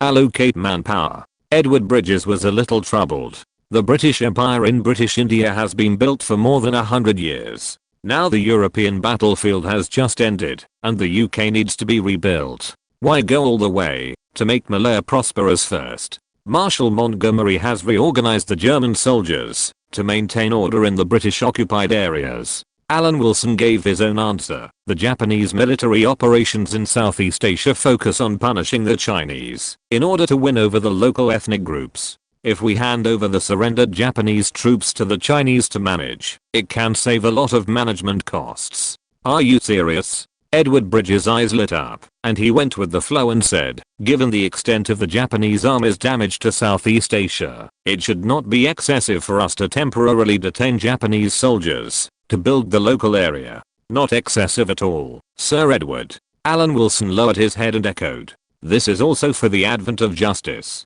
Edward Bridges nodded to himself. It's very reasonable. It's very reasonable. Alan Wilson turned on the repeater mode, expressing his determination to stand in the same trench with the cabinet secretary. As for letting the Chinese guard the Japanese soldiers, it's because they look similar, which may reduce conflicts. Edward Bridges straightened his back. The Chinese are always gentler than the Malays. I didn't expect Sir Edward to have such a study of the customs of Asia. Alan Wilson was very impressed and flattered him as a top student of the Oriental College, although he himself had not officially graduated yet. Then, you can send a telegram to Baron in my name. Edward Bridges looked at Alan Wilson with a look that said, I'm very optimistic about you. I want to give the Prime Minister an economic revitalization plan, and at the same time, talk about when to find an opportunity to talk with European countries that share a common position. Chapter 113 The Attlee Plan. The core of the so-called economic revitalization plan is that the British Empire will never surrender until India's blood is shed. Of course, this only refers to the part that belongs to Britain, and there are also parts involving other countries. The European colonial community hurts the feelings of other regions and nations too much, and in fact, this generalization is also wrong. It just happens that the country that the British Empire wants to contact happens to be a colonial country. Under very coincidental circumstances, everyone has common interests, so they sit down quietly and talk about how to restore the rule of law and order in Europe. The basis of the economic revitalization plan is what Alan Wilson said about establishing a connection between British India and the German occupied area, adopting a dual-track price system, restoring and utilizing Germany's industrial strength as soon as possible, supplementing the insufficient production capacity of the British mainland, and using the market of British India as a dumping ground for German products. Of course, in principle, the British Empire sacrificed its own interests to help Germany recover, and it was not excessive to draw some insignificant rewards from it. This is all very reasonable. The United States was not affected by the war and now has strong funds. The Soviet Union is vast and has an overwhelming advantage in conventional military and administrative power. For Western European countries, they can only find advantages from themselves. From Alan Wilson, a civil servant eager to make progress, to Edward Bridges, the cabinet secretary, and finally to Attlee, the Prime Minister of the British Empire, this European economic revitalization plan, later known as the Attlee Plan, is getting closer and closer to being released. As for the small shrimps at the Potsdam Conference, Alan Wilson, the liaison officer of the Indian Affairs Department to British India, conveyed the instructions of Edward Bridges, the cabinet secretary, to Sir Baron in New Delhi. The fall of the Japanese Empire is not far away, although the Soviet Union's war in the Far East has basically nothing to do with the British Empire. But according to some intelligence, it can be learned that the Soviet Union has attacked Hokkaido. The part related to the British Empire is a battlefield in Southeast Asia. According to the division of the Potsdam Conference, Except for the Japanese troops in the Philippines and North Vietnam, all Japanese soldiers in Southeast Asia, that is, the troops known as the Japanese Southern Army, will surrender to the British Empire. Alan Wilson can think of the person who surrendered with his eyes closed. It must be Pamela Mountbatten's father. Most of the nearly 800,000 Japanese Southern Army will fall into the hands of the British Empire, with a scale of about 500,000 to 600,000 people. In the telegram to New Delhi, it was stated that in view of the destruction caused by the Japanese army in Southeast Asia, the idea of participating in post-war reconstruction to atone for sins was not new.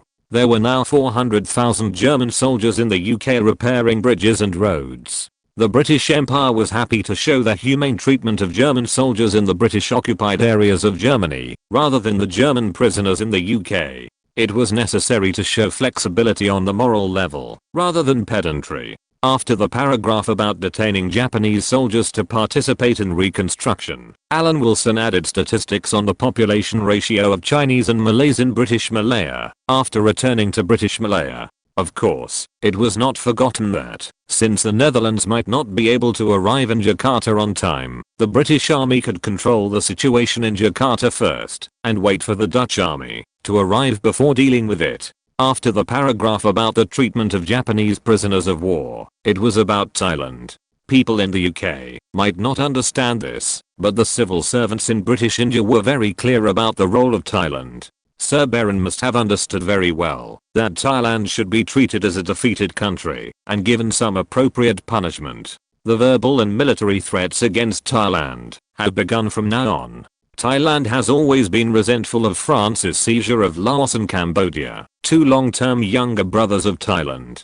In the eyes of many Thais who care about politics, the imperialist countries are precisely Britain and France, and have nothing to do with Japan. However, the enemy facing the punishment of Thailand is not Japan, but the United States, which has appeared in the form of its current ally. The pro-Japanese government of Luang Phrabin fell, and the civilian government replaced it. All this has a lot to do with the Free Thai movement initiated by the ambassador to the United States. Thailand gave up the northern Malayan Shan state allocated by Japan, and was willing to repay the losses of British and American interests in Thailand during the war. In addition, Luang Phrabin himself was a tyrant who expelled King 7 and manipulated King 8. The US government stated that this military government could not represent the Thai people and advocated giving up further liquidation of Thailand. The interest behind this is that further punishing Thailand will only make Britain bigger in Southeast Asia. The United States needs a Thailand that can check and balance the British and French colonial system and has a deep liking for itself. Alan Wilson has made it clear in the telegram that the new Prime Minister Attlee's attitude towards British India is not as tough as Prime Minister Churchill's. Once he judges that he cannot suppress the wave of resistance in British India, he may abandon British India. Then the 100,000 civil servants in British India will become unemployed overnight. The British mainland cannot accept so many civil servants, so whether or not to cede land from Thailand is related to the future potential of British Malaya. The seriousness of the matter is shown in the telegram, which is related to the re-employment of 100,000 civil servants. I believe Sir Baron will take it to heart. Moreover, the war is not over yet, and it is a good opportunity to start in the name of liquidating Japan. In fact, in the last few days of the Potsdam Conference, representatives of various countries have nothing to talk about. Specifically on the British side, Prime Minister Attlee, who has always wanted to save costs and restore the prosperity of the country, has not met in recent days, and has handed over the affairs of dealing with the United States and the Soviet Union to Churchill, who has no official position and only the title of an advisor. Prime Minister Attlee himself discussed the post-war economic revitalization plan with Cabinet Secretary Edward Bridges. Specifically, it is the European colonial community, France, the Netherlands, Belgium, Spain, Portugal. Attlee was talking about the surviving colonial empires in Europe, and was very interested in the dual-track pricing system in the British-occupied German and British Indian territories. Will this cause dissatisfaction among the Germans? Attlee was a little skeptical, as the world hegemon still had to save face. The Germans have lost everything. They are lucky to be alive now. Compared with the prisoner of war camps in the Rhine camp and the uninhabited area of Siberia, what else can the Germans be dissatisfied with? Edward Bridges was well prepared and said, besides, this is temporary. It is good for British India, good for Germany, and appropriate but insignificant benefits to the British Empire. Then let's find an opportunity to talk to the French. If we deal with the French, there will be no big problems with other countries. Prime Minister Attlee nodded, formally approving the economic revitalization plan. Arrange a time for us to talk together. Hey, how can we get the French to stand on our side? We can support the French to return to Asia. They are going to do so anyway. I believe they will not refuse support for the British Empire. Edward Bridges gave sincere advice. Chapter 114. Decisive battle on the home front. In the solidarity and common interests among colonial empires, Britain will undoubtedly support the French on colonial issues. There may even be more countries supporting the French, and they can band together with the colonial empires that are still in existence. In such a special occasion as the Potsdam Conference, Alan Wilson, who barely managed to get into the decision-making circle, flattered the French without hesitation and exclaimed, "Great. Now we can be sure that France will return to Vietnam and the Netherlands will take back the Dutch East Indies." Dear Sir Edward, these are all places that British Malaya can reach. If we can ensure the relative stability of British Malaya, we can make British Malaya a production base to supply the French and Dutch armies with combat materials. Alan Wilson said without disguising, "Sir, since the French are so eager to restore their great power, their investment in the war must be unscrupulous. British Malaya can be used as a base to support the Netherlands and France. As long as the war lasts for more than 2 years, British Malaya can take advantage of the war to take off. Not to mention that we have Japanese prisoners of war as free construction labor. And we don't need to ask the French for anything. These are all the choices made by the French and the Dutch themselves. For example, the French military expenditure and repair expenses, right?" Edward Bridges pointed out Alan Wilson's subtext. The French will not simply let it go if they send troops again with the embarrassment of being cut by Germany in World War II. A huge amount of investment is foreseeable. As long as a little of these expenses flow into British Malaya, it will be a huge boost. Alan Wilson did not deny it, and smiled embarrassedly. On the issue of colonies, Britain and France must of course maintain the same position, but on some details, the French are willing to play a demonstration role, and we can't stop them. The Prime Minister said that in September, he will discuss with France, Belgium, the Netherlands, Portugal and Spain in Brussels about the corresponding position of the territories. At present, this matter is still confidential, so don't leak it out. Edward Bridges said seriously, "I will give you a transfer order to Brussels at that time, so you should be prepared." Sir Edward, I can't express my gratitude. Alan Wilson looked sincere. He was really not pretending. He never thought that he would be valued by the cabinet secretary. After all, it was you who proposed the economic revitalization plan. We, the civil servants, are just doing the work. All the glory and fame belong to the politicians. You don't need to thank me. Edward Bridges said calmly, "This is the reward you deserve. Never mind how effective the plan of connecting British India and the British occupied zone in Germany, including the dual track price system, will be, whether it can help Britain get out of its decline immediately, and whether the European colonial empires can work together to overcome the difficult times." As the first to propose the idea, Alan Wilson should be rewarded. Within the scope of his authority, Edward Bridges did not mind letting this young civil servant go a little smoother. Not to mention that Alan Wilson himself is very capable. Of course, the formulation of the overall plan could not come out immediately. Once the Potsdam Conference was over, Edward Bridges returned to London and mobilized various departments to formulate a detailed plan, and before the Brussels Conference, he would come up with a plan that was enough to convince other countries, especially France. As for how to convince France, Edward Bridges already had a plan on file. According to the agreement with the United States and the Soviet Union, the Japanese troops in South Vietnam would also be surrendered by Britain. Britain could give South Vietnam to France, and at the same time form a mutual support between Britain and France and the Southeast Asian colonies. With Alan Wilson's reminder, Edward Bridges had noticed the Japanese army's mine-laying behavior before the end of the world. The British Empire was an expert in mine laying. Since they knew the Japanese's behavior, they naturally had a way to crack it. If the Japanese soldiers did not retrieve the weapons that they deliberately spread to the local anti-colonial armed forces, their desire to return to Japan might not be realized so quickly. With each of them thinking about it, time passed day by day, and the Potsdam Conference came to an end. All issues had been discussed, and the result of the separation of Germany and Austria was determined. Germany and Austria were divided into 4 zones and handed over to the 4 countries of Britain, the United States, the Soviet Union and France for occupation. The German conglomerate was dissolved. It was stipulated that the highest power in Germany would be exercised by the commanders-in-chief of the occupation forces of the United States, Britain, the Soviet Union and France in accordance with the instructions of their own governments in their respective occupation zones. Poland's new borders were stipulated, and the Polish government in exile in London could return to Poland to participate in Poland's post-war reconstruction. All Germans outside Germany were expelled back to Germany and temporarily settled in the Soviet-occupied zone. The German commercial fleet belongs to the Soviet Union, and the German naval fleet belongs to Britain, the United States and France.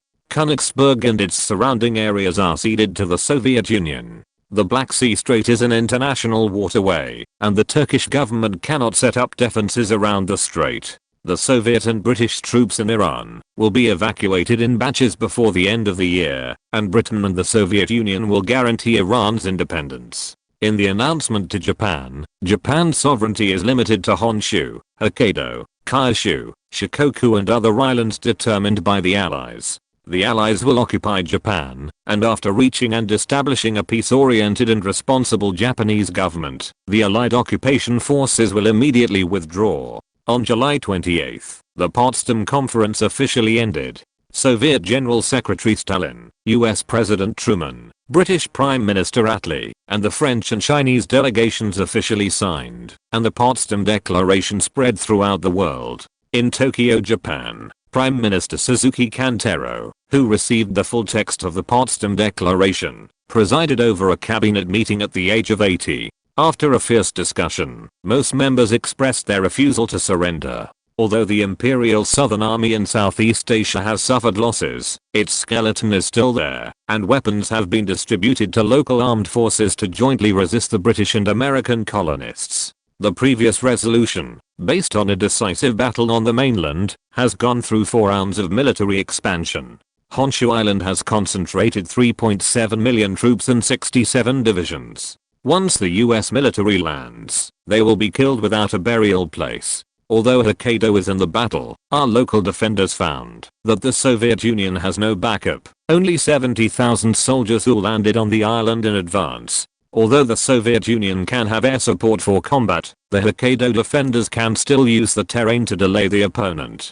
Various voices were against unconditional surrender. In the end, Suzuki Kantaro, who had tinnitus and could hardly hear others talking, agreed with the opinions of most cabinet members, issuing the decision operation to all subjects across the country. 100 million people will die in battle and fight to the end. The news that the Japanese army refused to surrender unconditionally soon reached Berlin, which surprised the representatives of Britain, the United States and the Soviet Union who had not yet left. Alan Wilson licked his lips and muttered softly, "A decisive battle on the mainland, 100 million people will die in battle, and it is easy to call for a nuclear bomb." Chapter 115 Meeting Closing.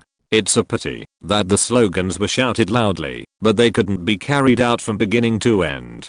This is really a regrettable thing. Alan Wilson couldn't help sighing in his heart. Although he had tried his best, he couldn't change the final appearance of the nuclear bomb. If the US military landed in Japan and happened to run into the decisive battle on the Japanese mainland, the Japanese would eventually be defeated and surrendered, and the United States would die 1.7 or 8 million people, so everyone would be happy. In that case, the United States would be hit hard like other participating countries, so that everyone would be on the same starting line. It wouldn't be as unfair as it is now. He believed that many leaders of European countries now also hoped that the Japanese would do what they said and let the United States suffer heavy losses. It's a pity, it's such a pity, that with the nuclear bomb, history has gone to the other side. This made Alan Wilson feel regretful. Americans really have this dog life. Although the communique has been issued, the Potsdam Conference has not yet officially closed, and the bigwigs who stomped their feet and shook the earth 3 times.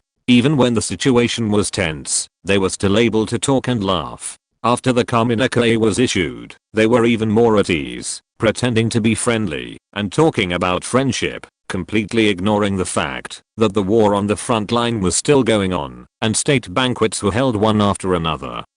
Alan Wilson, who was biting a chicken leg hard, choked. With a feeling of indignation at the extravagance and waste in his heart, he picked up a whiskey with his other hand and drank it, as if accusing the injustice of the world. We are like grass and mud, crawling on the mountains and fields, and we are sure that China will not be destroyed. We will serve our country for 7 lifetimes and never surrender. All over Japan, the mobilization order conveyed by the military made the Japanese run around to tell each other. The military and police went door to door to inform the Japanese people that the whole of Japan was in a frenzy because of the headquarters plan for a decisive battle on the homeland. According to the combat deployment of the decisive operation, 28 million people across Japan will be mobilized to form a national volunteer combat team. Do everything possible to collect weapons from the public. The combat plan printed by the military spread all over Japan, and the Fujita Combat Research Institute issued a guide to homemade weapons.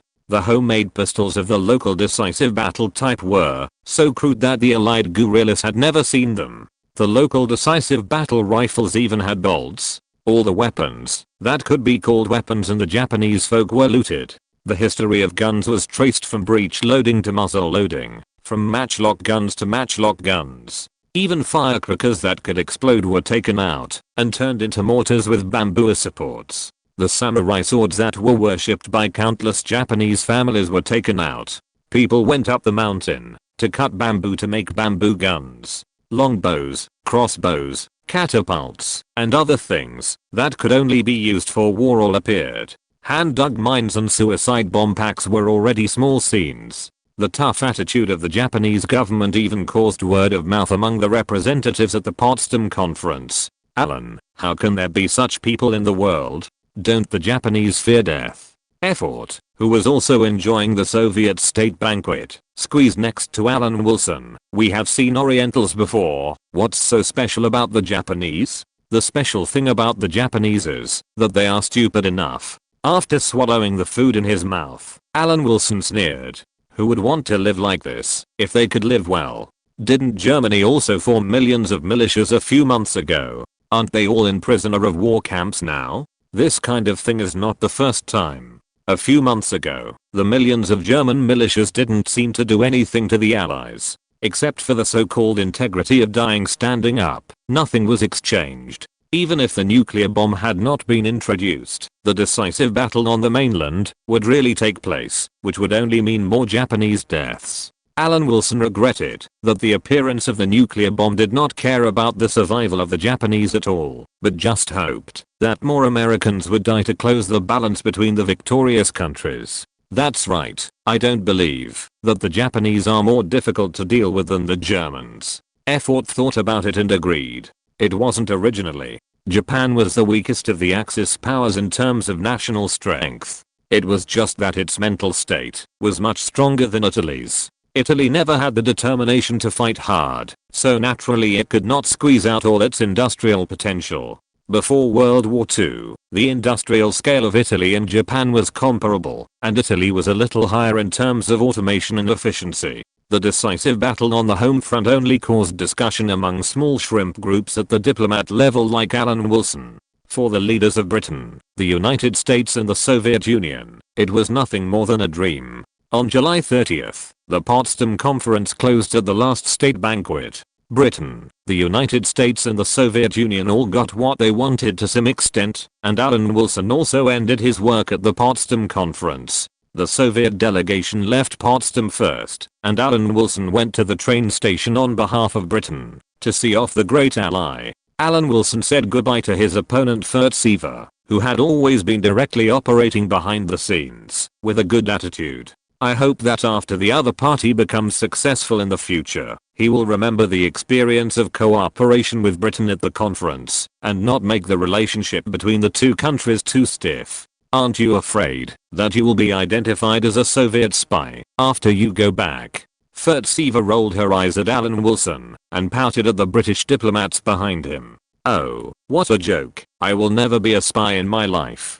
I want to be a civil servant for the rest of my life. Alan Wilson smiled and curled his lips. I don't have any ideals at all. On the contrary, Miss Furtsiva, I will assume that the two countries will recruit the other party's staff as spies, and we will definitely gain more. You Soviet Union will suffer a loss. Oh. Not only Furtsiva didn't believe it, but even the British and Soviet diplomats around them listened attentively. Because you are naturally at a disadvantage, we can turn anyone against the Soviet Union, because the Soviet Union has forced talented people and mediocre people to the same level with administrative power. Mediocre people are naturally satisfied with the status quo. But what about those who think they are not appreciated for their talents? Alan Wilson said with a conceited smile. We can turn anyone against the Soviet Union. Outstanding ballet dancers, Olympic gold medalists, famous writers, and even senior cadres. We can even use the list of awards you announced to directly turn against the Soviet Union, or we can do it without any effort. Those who think that their country has buried their talents will take the initiative to come and embrace the free world. Well said, Alan. Other British diplomats cheered loudly and applauded Alan Wilson's words, which awakened Furtsiva, who was thinking about something and couldn't help saying, the British are best at taking advantage of others with their mouths. We will see who will develop better in the future.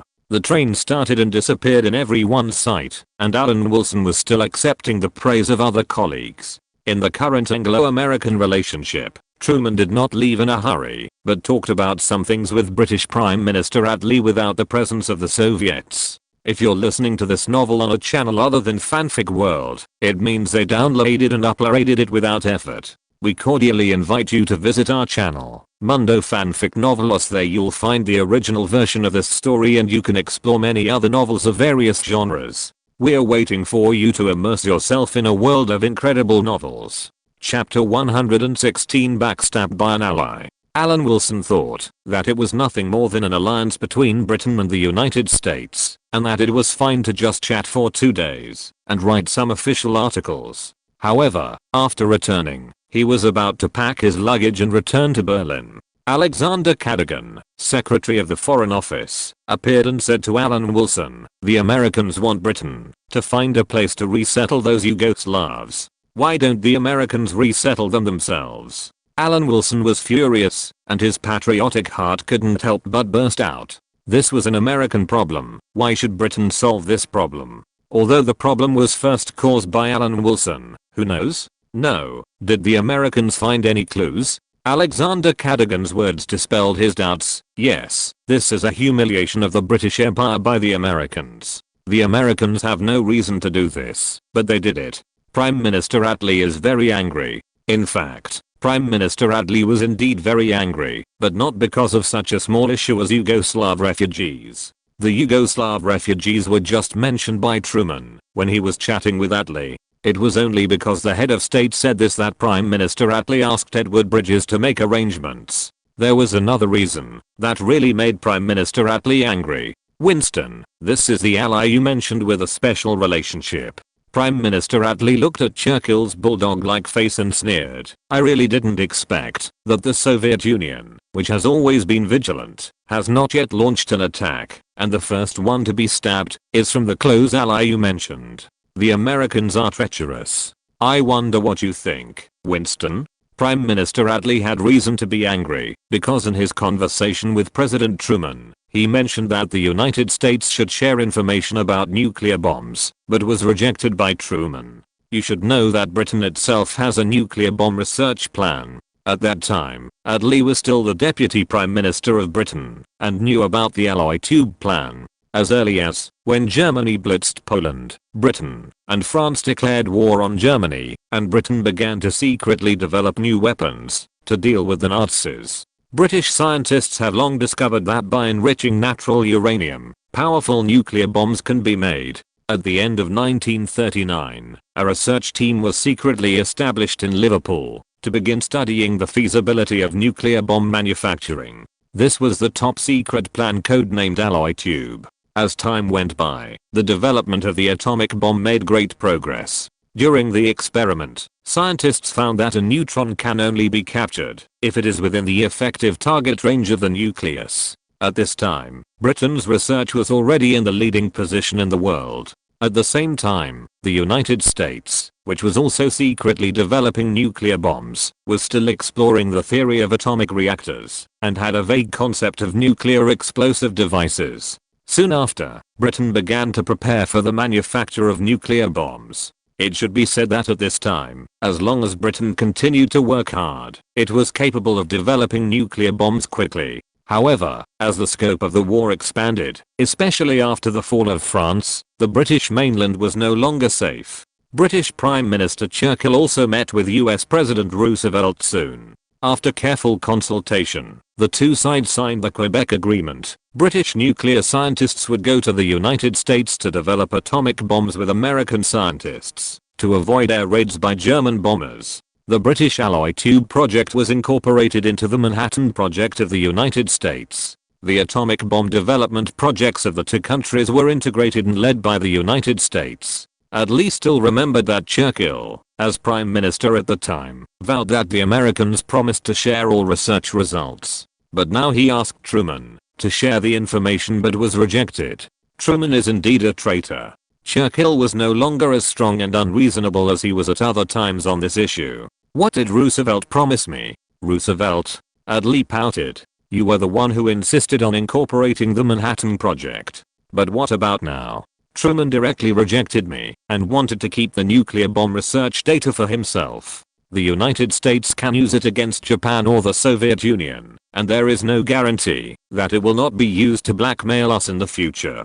Let our scientists return home immediately. I don't believe that we can't make a nuclear bomb without the Americans. Ignoring Churchill, who was rarely in a state of shame, Attlee said coldly that he was ready to return to London. Revitalizing the British economy, this time also requires restarting the Alloy Tube project, which is far more important in his eyes than the Potsdam Conference. Alan Wilson didn't know that the first backstab of the United States against Britain after the war was earlier than in history. Originally, the United States officially refused to share nuclear program information with Britain after Japan surrendered, giving Attlee, who had just come to power, a backstab. Unexpectedly, at the Potsdam Conference, after Prime Minister Attlee learned that the US nuclear test was successful, he asked about the original agreement, which made Truman's rejection come a few months earlier. On the other side, Alan Wilson was still worried about the Yugoslav refugees, but he didn't know that Churchill, who was already a former prime minister, was more embarrassed than anyone else at this moment, and was also implied by his former deputy Attlee.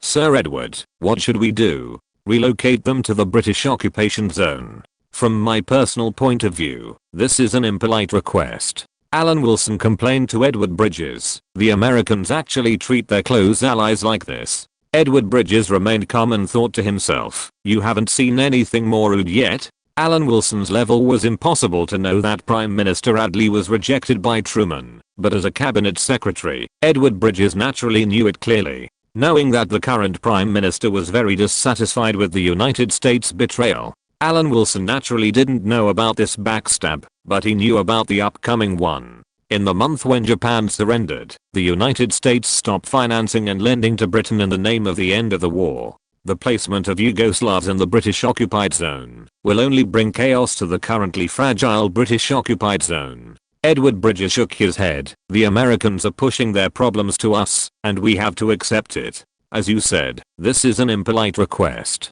How about sending these people to the colonies? Alexander Cadogan suddenly said, this way, we can out of sight and out of mind, and maybe they can be used. Oh, good suggestion. Edward Bridges nodded with approval. Where is the most suitable place? Rhodesia. White immigrants have begun to take shape. Alexander Cadogan thought as he said, or British Malaya, aren't the French and Dutch going back? We should also increase some Malayan forces. I'm on the shelf. Chapter 117 Rhodesia. Just kidding. The British Empire has So many colonies around the world, is there still a lack of space to accommodate these more than 200,000 Yugoslavs? This matter is not difficult at all for a colonial empire like Britain, it's just a matter of where to put it. Both Rhodesia and British Malaya seem to have certain advantages, but the advantages are in different places. Rhodesia is Zimbabwe, which is a billionaire per capita in later generations. As the white people have been operating in southern Rhodesia for a long time, the native whites have gradually become dominant. They regard southern Rhodesia, rather than Britain, as their motherland, and urgently demand more autonomy and even independence. Of course, it will take many years for Rhodesia to truly become independent. If the Yugoslavs are placed in Rhodesia, maybe they can check and balance the local native whites who want independence. As for British Malaya, it was originally a reserve development colony chosen by Edward Bridges for British India. It can be said that it is already a colony that the British Empire will focus on. As Alexander Cadogan said, British Malaya must strengthen the power of colonial rule. Alan, you know the Far East very well.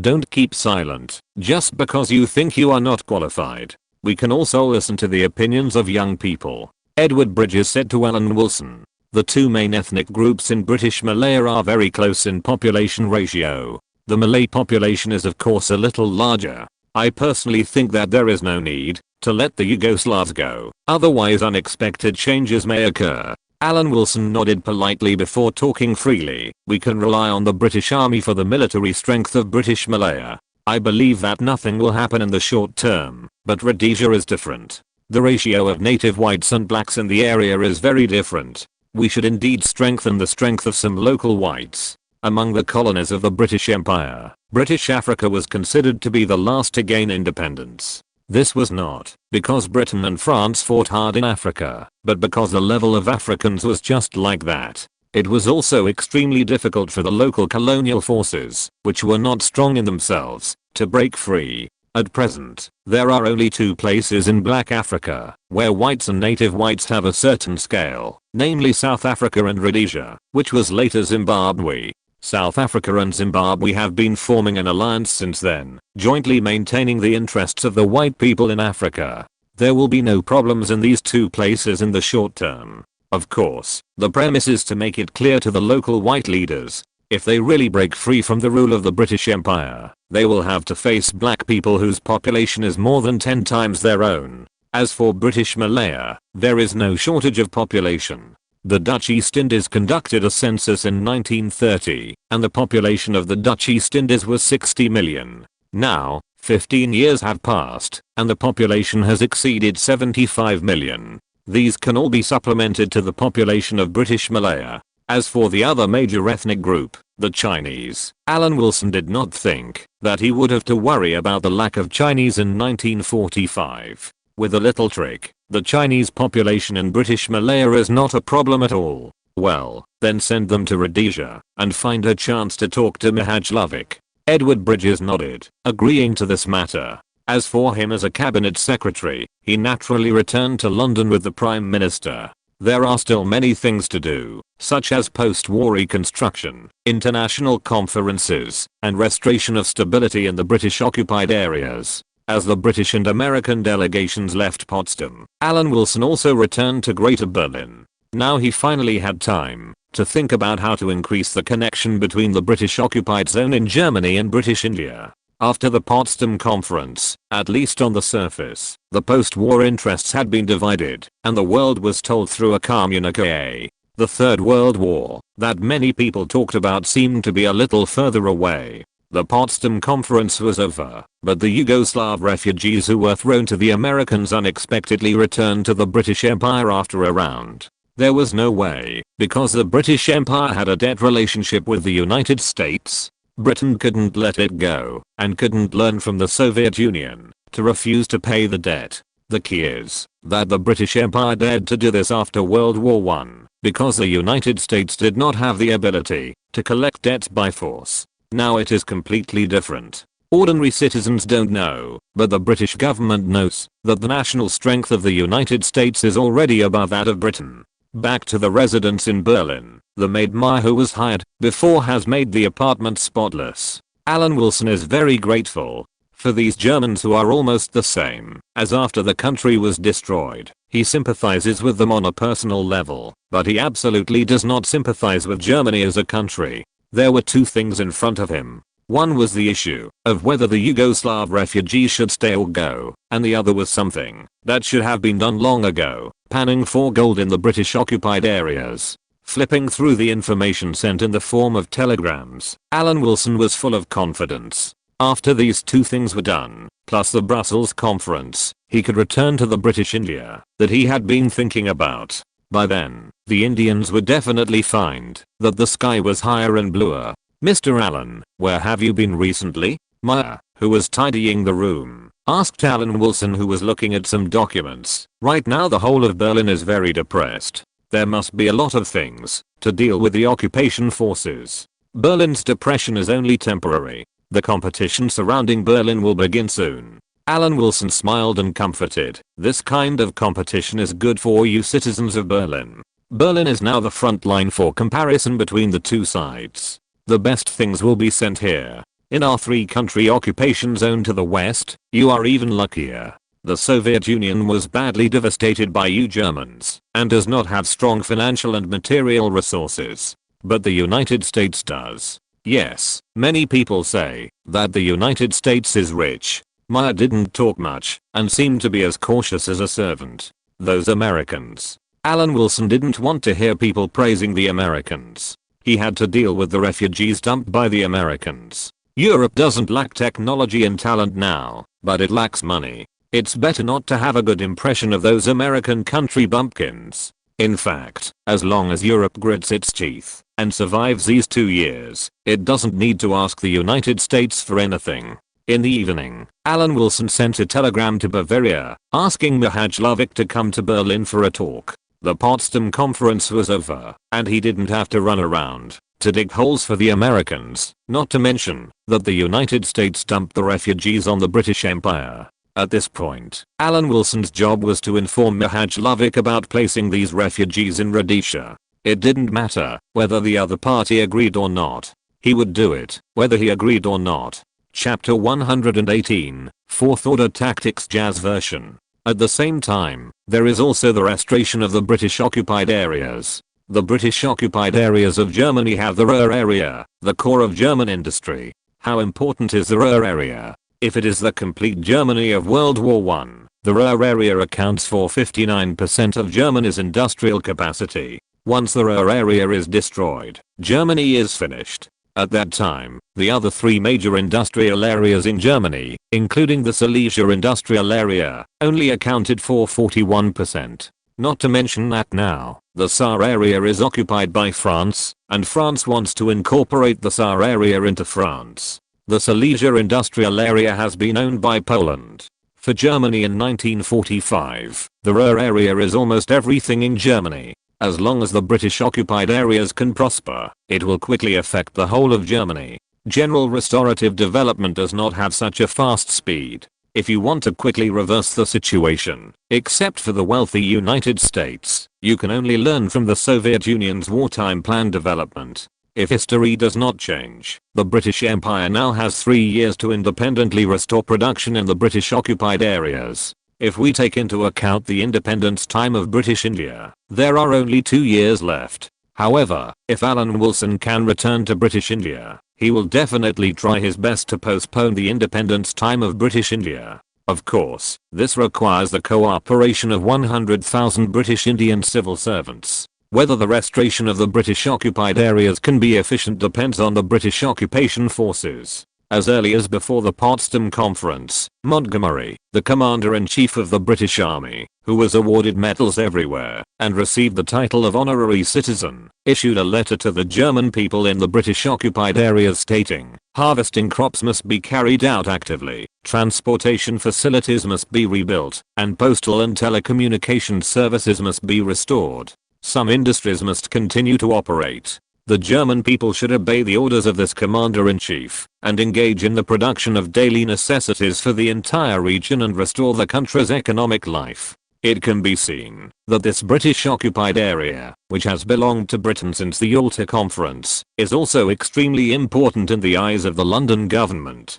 Now the occupation zones of various countries are in a state of military government. In terms of efficiency, the military government should be the model that can best play this advantage. The Western Allied occupation zones can travel freely between each other, but they are still not allowed to enter the Soviet occupation zone. Only in Berlin can the various Allied regions nominally enter and exit freely. Since the British, American, and French occupation zones can travel freely, it depends on who can restore the occupation zone first. The first one to restore will definitely form a siphon effect. In this regard, the British occupation zone is the best among the 4 occupation zones in terms of population, location and industrial indicators. Alan Wilson also listed a list of famous German companies during World War II, including Krupp, Henschel, Mauser, Mercedes-Benz, Rheinmetall, Siemens, Bayer, Carl Zeiss, Thyssen, Messerschmitt, Volkswagen, Opel and other well-known names. Now these world-renowned German companies are lying in the ruins of the Ruhr area, waiting for someone to save them. These famous companies that supported the German war machine during the war also fell to the bottom of their value when Germany was defeated. In Alan Wilson's eyes, even if it was gold panning in the dung, the British occupation zone was the most valuable one. In fact, Edward Bridges, the cabinet secretary who returned to London, was also planning how to be a good middleman. Edward Bridges himself was not very interested in the dual-track price system. But after Prime Minister Attlee came to power and revealed his views on the future status of British India, Edward Bridges began to really care about this plan. The reason why he finally agreed to send Yugoslav refugees to Rhodesia when he was in Germany was because he wanted to deter South Africa and make the Boers who were ready to move more honest. Now South Africa is still nominally a colony of the British Empire, but after World War II, South Africa's attitude towards London seems to have changed subtly. How is the ranking of the world's powers during this period? In fact, the United States, the Soviet Union, Britain, Canada, France, and South Africa, this is the world's national power ranking in 1945. It seems that the British Empire is still very powerful, occupying 3 of the top 6, but Canada will still think of a little incense, and no one knows what will happen to the unruly Boers. While making the plan, Edward Bridges met with Prime Minister Attlee and held Montgomery's telegram. Dear Prime Minister, Montgomery's telegram mentioned some suggestions for the restoration of the British occupied areas. Oh, what good suggestions does our Marshal have? Asked Prime Minister Attlee, scratching his smooth forehead. Edward Bridges pushed his glasses and said calmly, at present, the British occupied zone is maintaining order through the British occupation forces and release German soldiers. The effect of maintaining order in this way is very significant, but we must admit that the military does not have many ways to restore the economy. So Marshal Montgomery means that he wants to establish a civilian government, but this matter cannot be rushed, because if we look for such civilian personnel in Germany now, almost all of them have worked for Hitler, and we cannot guarantee that these people can be trusted. After listening to Edward Bridges' chanting-like narration, Prime Minister Attlee nodded and asked, Sir Edward, you mean that the British occupied zone is lacking in personnel management? That's right, dear Prime Minister. Edward Bridges said softly, with the current situation in Germany, every delay means that the Germans in the occupied zone will suffer for a longer period of time, so I have a plan. The Prime Minister can take a look at it. When Prime Minister Attlee was looking at the plan, Edward Bridges explained to Attlee, this is a phased plan. In the first phase, the military district commander has assumed various responsibilities for managing the military government through his military government team. In the second phase, a group of regional administrative committee members should be trained to replace the military district commander as the head of the military government. In the third phase, the military district commander will stop performing the duties of the head of the military government. In the fourth phase, the personnel sent by the military government will gradually give way to civilian personnel, and their number should be greatly reduced. When the 4 phases are completed, I believe that the work of identifying German government personnel who did not commit crimes during the war has been completed, and then the British Empire can hand over the work to the Germans. The Cabinet Secretary's version of the 4th level tactics was successfully passed by Prime Minister Attlee under Edward Bridges' explanation. Edward Bridges, who came out of the Prime Minister's office, immediately ordered, draw 2,000 civil servants from various departments and local governments to go to Germany. I didn't make it up. I checked the information and found that this is what Britain did in history. British dramas are not fictional in the fourth level tactics. Chapter 119, Former Cabinet Secretary. With the end of the war, the British mainland also had to resume production, especially after Prime Minister Attlee came to power. At this time, there were no foreign enemies, and the civil service group was actually a very hateful group. Civil servants did not have to do tiring work and had a guaranteed salary. Compared with British citizens who were starting over, they were particularly conspicuous at this time, when they had to save money. It was hard to guarantee that Prime Minister Attlee would think of laying off employees over time. Edward Bridges had to find a way to prove that there were many things to do, and civil servants were needed to run around before the Prime Minister had this idea. In difficult times, the Prime Minister wanted to save money, but at any time, the Cabinet Secretary wanted as many people as possible to follow his arrangements. This was also the reason why Edward Bridges was anxious when he heard that the Prime Minister wanted to give up British India. Colonies are important to the Prime Minister of the British Empire, but they are especially important to the Cabinet Secretary. But the Cabinet Secretary cannot oppose the Prime Minister's administration, so he can only find a way to resolve the negative impact, and it is best to let the Prime Minister retreat when he knows the difficulty. That night, Edward Bridges had an appointment with a guest. When the guest arrived, he showed a rare trace of anxiety. Sir Morris, what do you think I should do? This is 10 times more troublesome than what you encountered in 1919. At least at the end of the last war, your Prime Minister did not want to give up the colonies, right? That's right.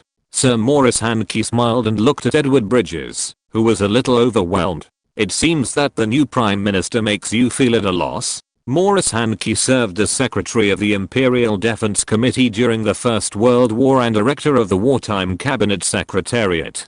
The civil service system of the British Empire was shaped by Maurice Hankey. He stayed in the position of head of the British Civil Service for 22 years, until he retired in 1938, until Edward Bridges took over as Cabinet Secretary. It can be said that everything Edward Bridges has today was created by Maurice Hankey. After retiring, Maurice Hankey joined the Conservative Party and served as the Minister of State in Neville Chamberlain's cabinet after the outbreak of World War II. In front of the former founder of the Cabinet Office, Edward Bridges had nothing to hide. The other party was now a politician, but as the former Cabinet Secretary, he could not hide the distress of the civil servant leader from the other party. He nodded and said, once British India is abandoned, 100,000 civil servants will have to return to their homeland, unless we can find a place to divert them. Oh, things are really serious. Maurice Hankey nodded knowingly, and said to himself, the cornerstone of the British Empire is collapsing. What are your countermeasures? Today, based on Field Marshal Montgomery's telegram, I request the Prime Minister to dispatch civil servants to organize civil service agencies in the British occupied areas. Edward Bridges said, and seeing Maurice Hankey directly stretched out 4 fingers, he readily admitted, yes, I have come up with a 4-step plan to transfer 2,000 civil servants from various departments to Germany immediately. Yes, at this moment all civil servants of the British Empire should realize that the crisis is not far away and show efficiency.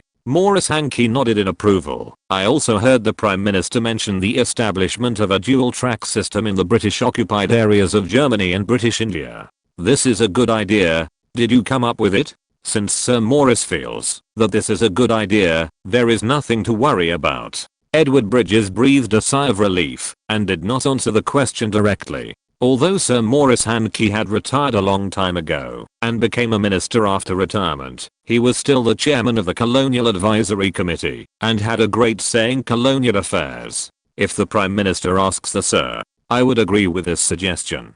Sir Maurice Hankey raised his eyebrows and said, in fact, we all know that the prosperity of the British Empire is built on colonies. It is not that we cannot give up because the cost is too high, but we must avoid a recurrence of what happened in North America. We must find a way to prove that the colonies will have problems if they leave the management of the British Empire. Chaos, famine, religious conflicts, ethnic massacres, whatever. If such a wonderful scene occurs, we have the responsibility to continue to manage those backward nations before the colonial people can no longer manage themselves. Oh, will it? That's a tragedy. Edward Bridges raised his glass and clinked glasses with Morris Hankey. Bang. But it's best if this happens naturally. We need to find someone who looks harmless and has not been in the civil service system for a long time. I just happened to know such a candidate recently. HU. Alan Wilson, who was far away in Berlin, sneezed twice for no reason, and then looked at Mihajlovic, who was shocked. He knew that letting so many people leave Europe was not an easy fact for these people to accept. But there was no way at the moment. Can't we stay in Europe? Mihajlovic said with a dim look. We are Europeans. How can we go to Africa and live with a group of black people?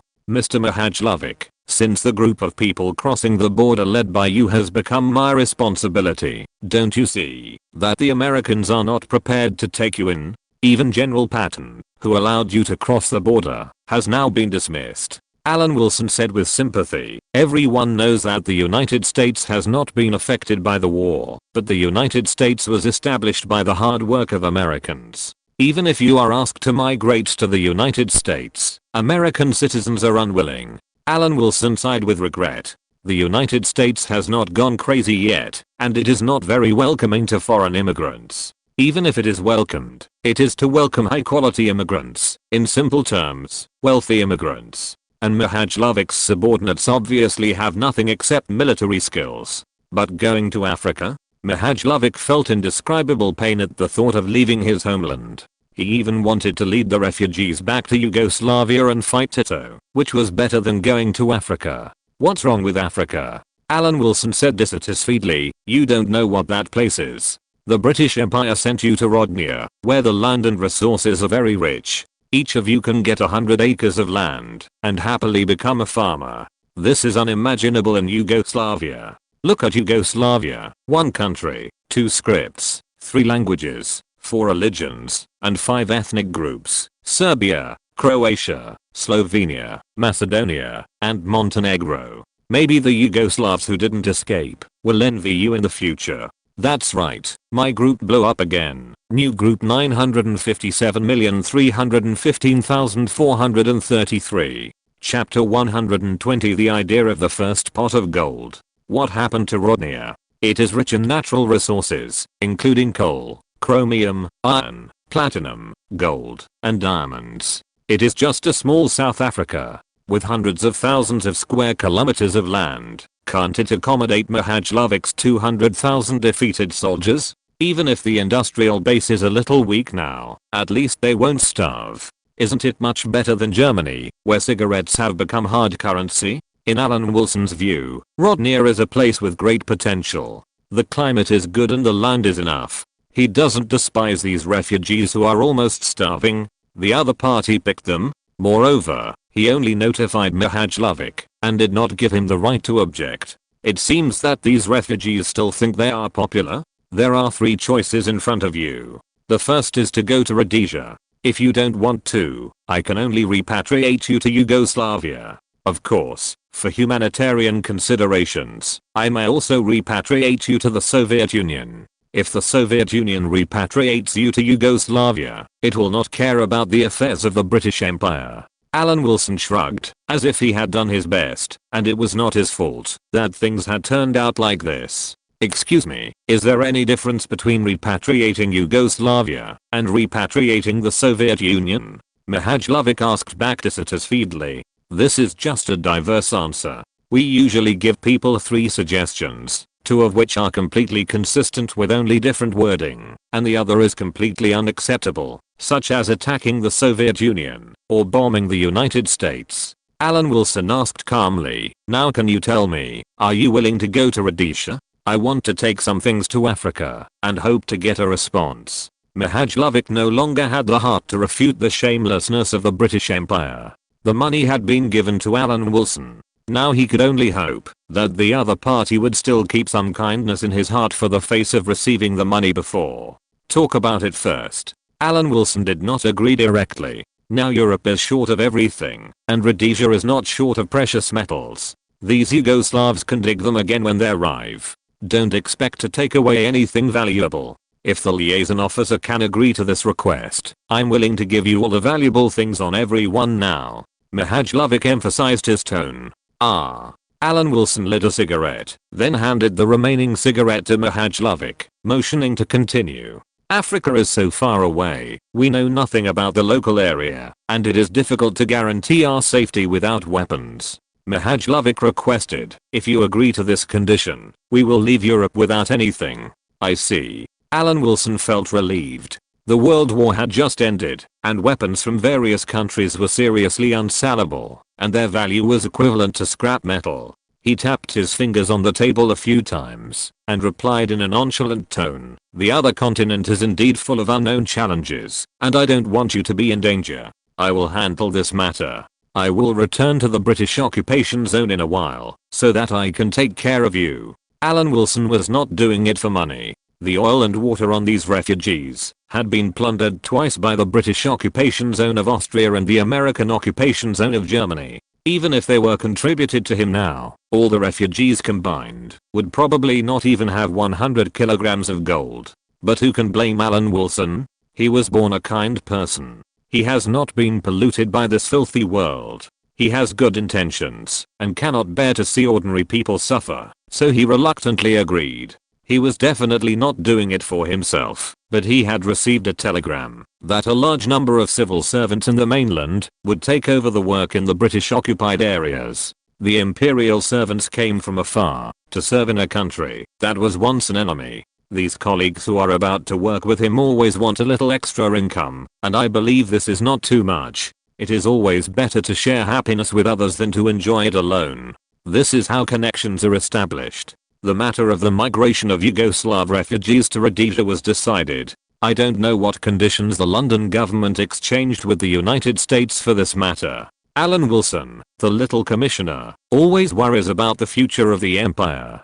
The British Empire is indeed worrying. After Mihajlovic left, Maya, who came to cook, greeted Alan Wilson with gratitude. If it weren't for you, I, a middle-aged woman with no ability, would not be able to live in this city. I might have become a begging refugee. Thank you so much. At this time, cigarettes are the hard currency in Berlin. Alan Wilson took out a pack of cigarettes from time to time and gave it to Maya as a salary, so that Maya could go out to exchange for daily necessities, making her life very comfortably in this short period of time, much easier than ordinary Berlin citizens. Now it seems that capitalism also has something to learn. It's nothing, and I also thank you for your work during this period. Cigarettes will not become a circulating currency for a long time. Alan Wilson waved his hand and said, you don't need to thank me for anything. In fact, there is nothing to thank you for. It's just a small effort. The value of a cigarette in Germany at this time is about the equivalent of $1,000, and this situation will continue for at least a year, so that a large number of American soldiers and even senior officials have become dealers. This was of course bad news for Alan Wilson, who wanted to establish his position as a British middleman. However, he had already dismantled a cigarette factory in Chennai, India, through his connections in British India, before arriving in Germany. It was already at sea, but it was unknown when it would arrive. As for tobacco leaves, British India had been growing tobacco for nearly 300 years. The war in Europe had stopped, and shipping had resumed. The first thing Alan Wilson had to do was to use the tobacco planting in British India to eliminate the current cigarette black market in Germany and stop the American traders from plundering Europe's wealth. During the heyday of the cigarette black market, the US military rebuilt an office building in Frankfurt, Germany, but only paid the cost of 150 cigarettes, which showed the huge profits. This was the first pot of gold that Alan Wilson planned. Anyway, smoking was harmful to health, and he was also concerned about the health of the residents of British India. Such harmful things should be left to Europeans, who were all colonizers. Maya didn't know all this. She just wanted to thank Alan Wilson for taking care of her during this time, so she took the initiative to invite him. Mr. Allen, I have prepared a dinner at home as a thank you. I would like to invite you to my place and have dinner with our family. My daughter also wants to thank you. It's just a piece of cake. I don't need your thanks at all. Alan Wilson said, then changed the subject, looked at the watch on his wrist and said, tomorrow. It's getting late today, and I can't disturb you. I will be on the shelves at this time tomorrow. Let's write a thank you note or something. Everyone writes, so it would be bad if I don't. Chapter 121. Beauty is a feast for the eyes. In Germany today, there is a coordination mechanism in name, but in reality, each of the 4 occupied zones manages its own. In name, of course, everyone still advocates the preservation of a unified Germany, and when the time is right, they will promote the merger of the 4 occupied zones. Of course, Alan Wilson knew that the division of Germany was inevitable. But in 1945, this obstacle did not come from Britain, the United States, or the Soviet Union, but from France. France hoped that Germany would disappear forever, and did not want to see a country called Germany still exist in Europe. God knows how Britain and the United States persuaded France in history to reunite the 3 occupied zones into the Federal Republic of Germany. But now, every move of France shows that the French want to take the Saar region for themselves. Just like the famous Alsace and Lorraine in history, the Saar region was also fought over by Germany and France several times. In fact, the Saar region was German territory for most of the time. It's just that Germany's unification was too late, which also gave France an opportunity. Although the Saar region has changed its ownership 8 times in 200 years, it has only belonged to France twice. After Germany was defeated in World War I, the Treaty of Versailles separated the Saar region from the German Empire and established an autonomous government in the region. France has been seeking to annex the Saar region and control the economy of the region. However, France did not succeed. It only obtained the ownership of the Saar mines, and the political future of the Saar was entrusted for 15 years. Germany made a comeback in World War II, and now France has annexed the Saar region again. This time, France decided to hold the Saar region firmly in its own hands. In less than 100 years, Germany invaded France 3 times. This is a great shame for France. You must know that France has been the hegemon of the European continent for hundreds of years. Although it has declined, it cannot be bullied again and again. France in 1945 had only one wish, which was to dismember Germany and return Germany to its pre-unification state, so that it could never make a comeback. Especially the Saar region, which is close to France and rich in resources, is impossible for Germany to own it again. Because Germany made a comeback after World War I, and the lessons learned from the past were not far away, Britain and the United States sympathized with France. France also took advantage of this time to establish a tariff barrier between the Saar and Germany, replaced the mark with the French currency, and established the relationship between the Saar and France through the constitution, and incorporated the Saar into the French economic and monetary system. However, in Alan Wilson's view, France's annexation of the Saar is not a bad thing. This will prevent Germany and France from getting along in the short term and the future, which is good for Britain to seize the leadership of Europe. If the French put forward the request to annex the Saar at the Brussels conference more than a month later, then as an old friend of the French people, Alan Wilson will definitely help to liquidate the remnants of the Third Reich. This reason cannot be refuted by anyone. If the Saar is incorporated into France, France seems to be able to overwhelm Germany in a short period of time, but in the longer term, the relationship between the 2 countries will be affected. Britain is happy to see the future of the 2 giants of the European Union because of the ownership of the Saar. Alan Wilson, who is also the liaison officer for British India and the liaison officer for Europe, is actually busy every day, especially on the front line of the confrontation in Berlin. It is not easy to take time to relax. At the same time, Britain formally established an organization called the British Trade Commission in the British occupied zone of Germany. The organization of the same name has long existed in the UK. During the war, this organization carried out a frugal movement in the UK and carried out rationing work at the same time. Not all food was rationed in the UK during the war. Fruits and vegetables were never rationed, but these materials were still often in short supply, especially tomatoes, onions, and fruits shipped from overseas. Therefore, the government strongly encouraged people to grow vegetables in their own gardens, and in front of and behind their houses, eat their own vegetables, and try new recipes.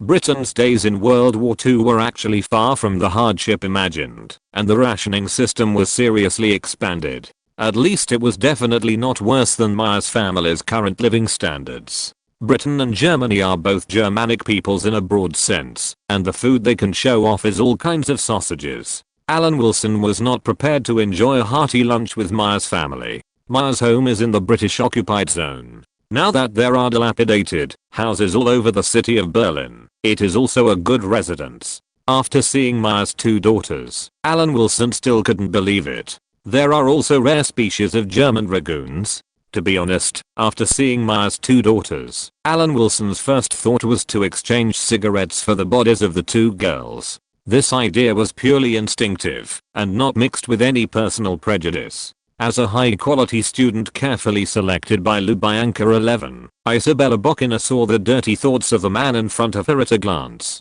Not only did he have thoughts about her, but he even wanted to kill 2 birds with 1 stone. Isabella Bokina, who was dressed simply, but could not hide her natural beauty, introduced herself and her sister. "This is my sister Anna. My name is Hannah Isabella Hellman and my sister is Anna Isabella Hellman. Thank you Mr. Allen for taking care of my mother's work, otherwise a life would be difficult in such a difficult time. When the Soviets came in, we didn't eat for several days." The girl, whose real name and alias are both Anna, spoke pitifully, as if she thought of the difficult times during that period. "You did it right." At the critical moment, Alan Wilson forgot that the Soviet Union was an ally of the Allies. It would be a pity if the 2 beautiful girls were ruined by the Soviets. In terms of appearance, the 2 sisters did not resemble the German dragoons in Alan Wilson's mind. The most consistent thing was that the 2 sisters were in good shape and nearly 1.7 meters tall. But they were not like the exaggerated meat bomb body of Americans. In general, they were big beauties, not petite. With 2 beautiful girls by her side, Myers' main dish of potatoes today was not difficult to swallow. Alan Wilson, who had been diligent in practicing his words, also took off his mask and looked much more sincere. Not to mention that Isabella Bokina always revealed intentionally or unintentionally that her family had a blood feud with the Soviets. Her father died in the war, and her brother disappeared on the Eastern Front, and his life and death were unknown. Everything made Alan Wilson let down his guard, not knowing that he was facing the fact that a group of people were fooling him. The 2 girls blinked their eyes, and they looked sincere, no matter how you looked at them. They were indeed beautiful, and their simple outer clothes could not hide their inner beauty. This meal can be described as a feast for the eyes, and there is nothing much to say. Alan Wilson talked about his work. "Maybe I will have to go back to the British occupation zone in a while. Things are quite busy over there. I also have many colleagues coming over." Chapter 122 Completely sympathetic. Are we going back to the British occupied zone? The Isabella sisters exchanged glances implicitly, expressing their incomprehension of Alan Wilson's departure. Bokina asked with curiosity, "Isn't it said that the British occupied zone is in trouble now?" "That's right, but it's only temporary. Colleagues have come from the mainland to establish administrative agencies and trade committees in the British occupied zone to promote the economic recovery of post-war Germany." Alan Wilson spoke in an official tone, enjoying the feeling of pretending in front of the women of the defeated country. "We will identify the integrity of German companies and restore production through administrative means. Of course, this requires the support of many peers. Planned economy." Isabella Bokina was shocked. Isn't this the method that her motherland is best at using? But she couldn't ask to prevent her identity from being discovered. Bokina believed that, as long as time passed, she would be able to get what she wanted. Alan Wilson felt that he was having fun with the people. This was not an exaggeration. In front of the citizens of these defeated countries, the civil servants of the occupation agencies were almost the same as the kings of the old times. Moreover, the Germans now have no right to object to anything, just like when the realm was occupied by France after World War I. The various imperial conglomerates in the Red did not get angry. The room was filled with laughter and joy, and Alan Wilson was almost flattered by the compliments that came out from time to time. He also had to pretend to be reserved, and said that everything was nothing. To be honest, he was indeed very busy. After all, he had 2 positions, and had to establish the connection between the British occupied zone in Germany and British India. He had to send a lot of telegrams every day. His young shoulders had to carry the glory of the British Empire, and sending telegrams was easier said than done. But some things had to be done. The time for the establishment of the United Nations had been set in October. The predecessor of the United Nations was the much criticized League of Nations. The right to speak in the League of Nations was in the hands of Britain and France. From the League of Nations to the United Nations, in a sense, it also showed that world hegemony was shifting from Britain and France to the hands of the Americans. Before Germany surrendered, the San Francisco Conference had already determined this matter, and the October Conference was nothing more than a formal announcement. Of course, in Alan Wilson's memory, it may be that the United States took care of the face of Britain, the former world hegemon, and the first United Nations General Assembly was held in the Central Hall of Westminster in London, England. The new United Nations headquarters will be put into use in 4 years. The Rockefeller family once again demonstrated its strong financial strength and vision. The investment in the United Nations headquarters has made the Rockefeller family more famous in the world. It seems that it has nothing to do with Alan Wilson. After all, he is a commissioner in the British Indian region and a liaison officer in the British occupied areas in Europe. It is impossible for him to have any influence on such a major event. But if you want to do something, you can try hard to mix in some harmless private goods. For example, make Bhutan and Sikkim the founding members of the United Nations. Alan Wilson does not know when Sikkim and Bhutan joined the United Nations, but before India and the two countries signed a treaty with the nature of a protectorate, they should not have been members of the United Nations. British India is not independent yet, but Bhutan and Sikkim are in a vague state. The Governor General's Office of British India can regard the two small countries as part of British India, or as independent countries. In fact, it is a question of whether or not you can think of it. However, Alan Wilson, who has a deep love for the South Asian subcontinent, naturally cannot let these two small countries drift outside the mainstream world. All countries, regardless of size, are treated equally. This is what a qualified disruptor should do, the former world hegemon should do. As for British India's seat in the United Nations, it is not his turn as a small commissioner to worry about it. The powerful country can handle everything.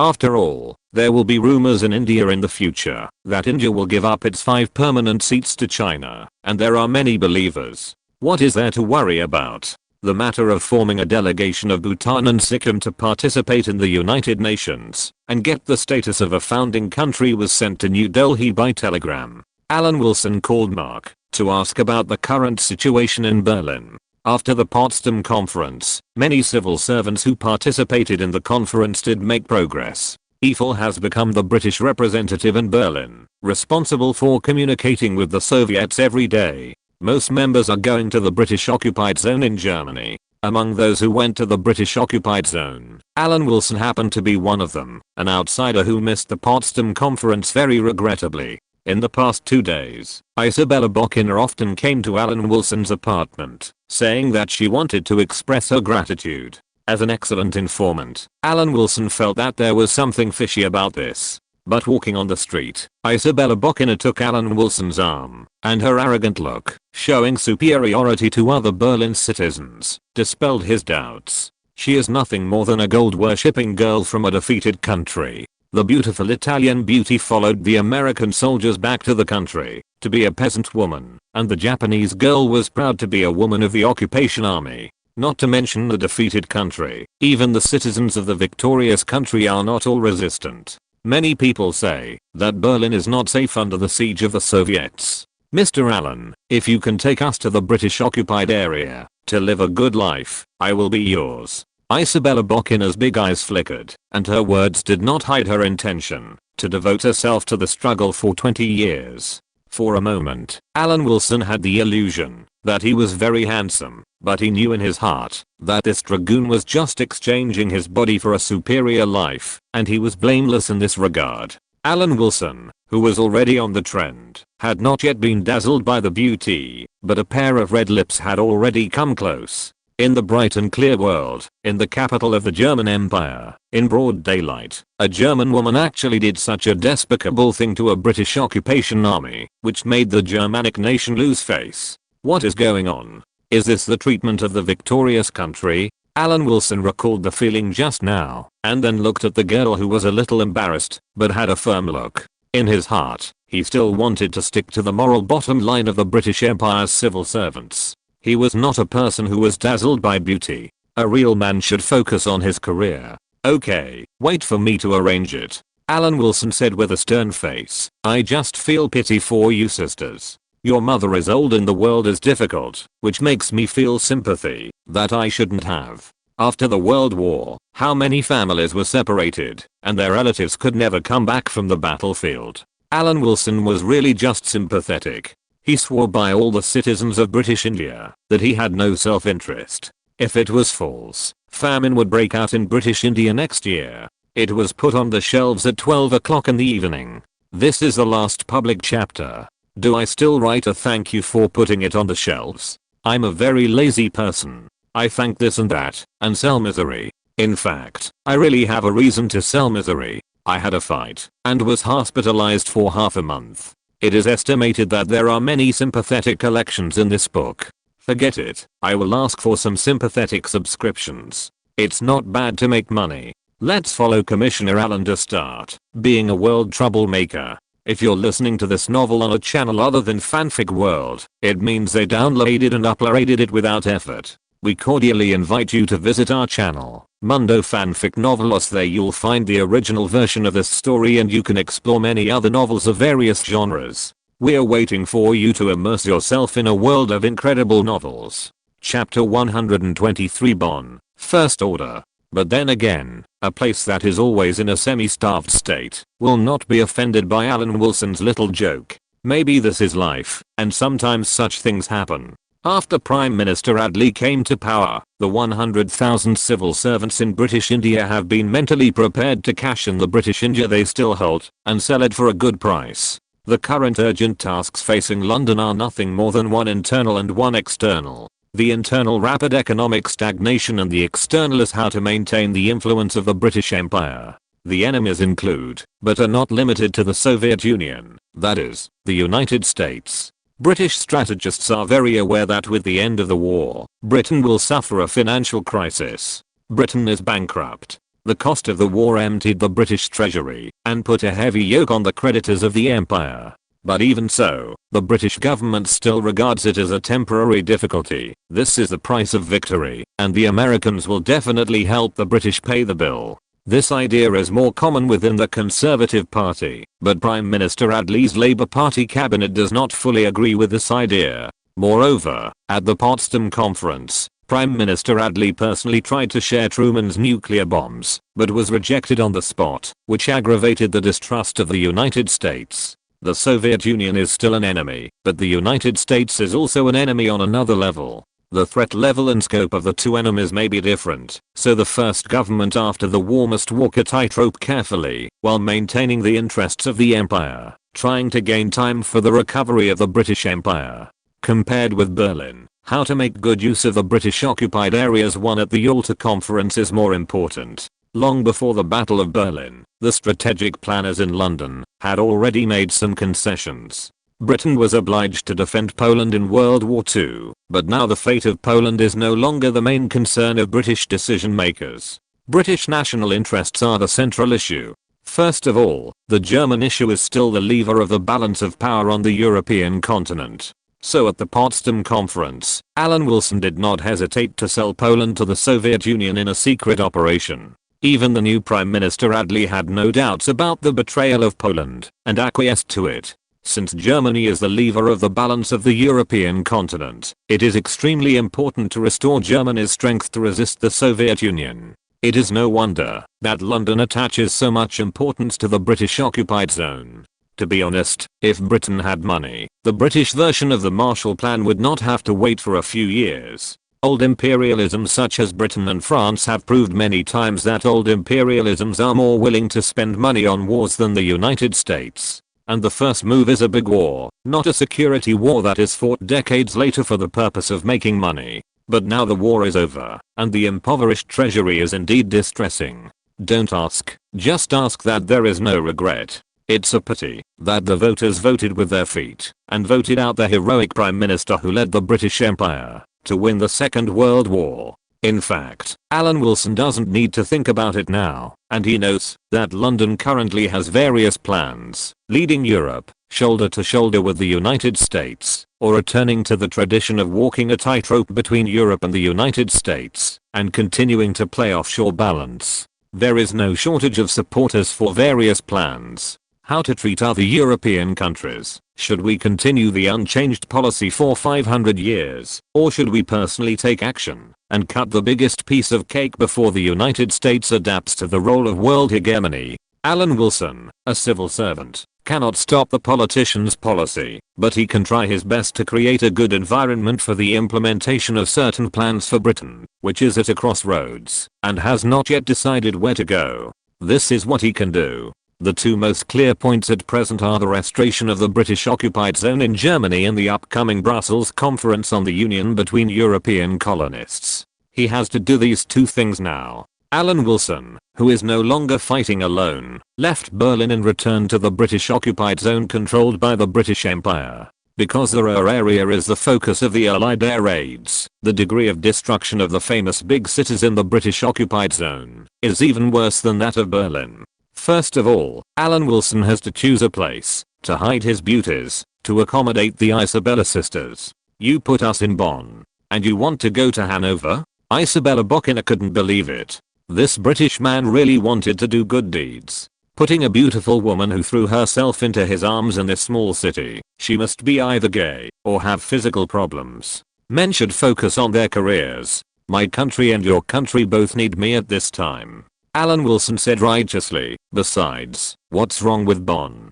Maybe you will like this place very much in the future. This is Bonn, the future capital of the Federal Republic of Germany. Bonn as the capital of the Federal Republic of Germany was also vigorously promoted by the United Kingdom. It would be a pity not to take advantage of it. No matter which country, a place will be given special care when it becomes the capital. The most prosperous city in the United States is the Big Apple, New York. But where is the richest city? The answer is Washington. The per capita output value of Washington is more than 3 times that of the United States per capita output of $60,000, reaching $200,000 per capita. This is based on the premise that more than half of the population in Washington is black. Whether it is fair or not, the status of the administrative center of any country is far better than the economic center. It's just that medium-sized countries like Britain and France have small territories, and often the economic center and the capital are the same city.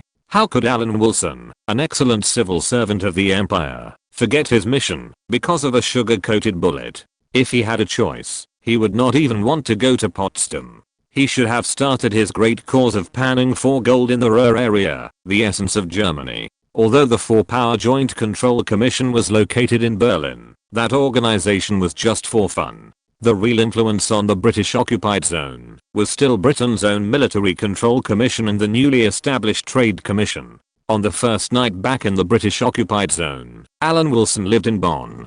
Bonn was not damaged much in the war because it was a small city. On the contrary, Hamburg, Cologne and Essen were all severely destroyed. This was also one of the few cities with good public security in the British occupied zone. When night fell, Alan Wilson even plucked up the courage to go out for a walk. Under the control of the British garrison, the environment here was extremely rare and safe in the current situation in Germany. Isabella Bokina, holding hands, made him feel that choosing Bonn as the place to support the two sisters was a correct choice. Alan Wilson did not forget to instill his own logic into Bokina. I laughed at the barbarity of the Soviet Union and the lack of wisdom of the United States. The fate of Europe still depends on itself. This decision is of course that only under the leadership of the British Empire can the interests of all European countries be guaranteed. We can't expect France to throw away its rifles and make unnecessary sacrifices. As long as the Soviet Union doesn't cause trouble in the short term, it will be fine.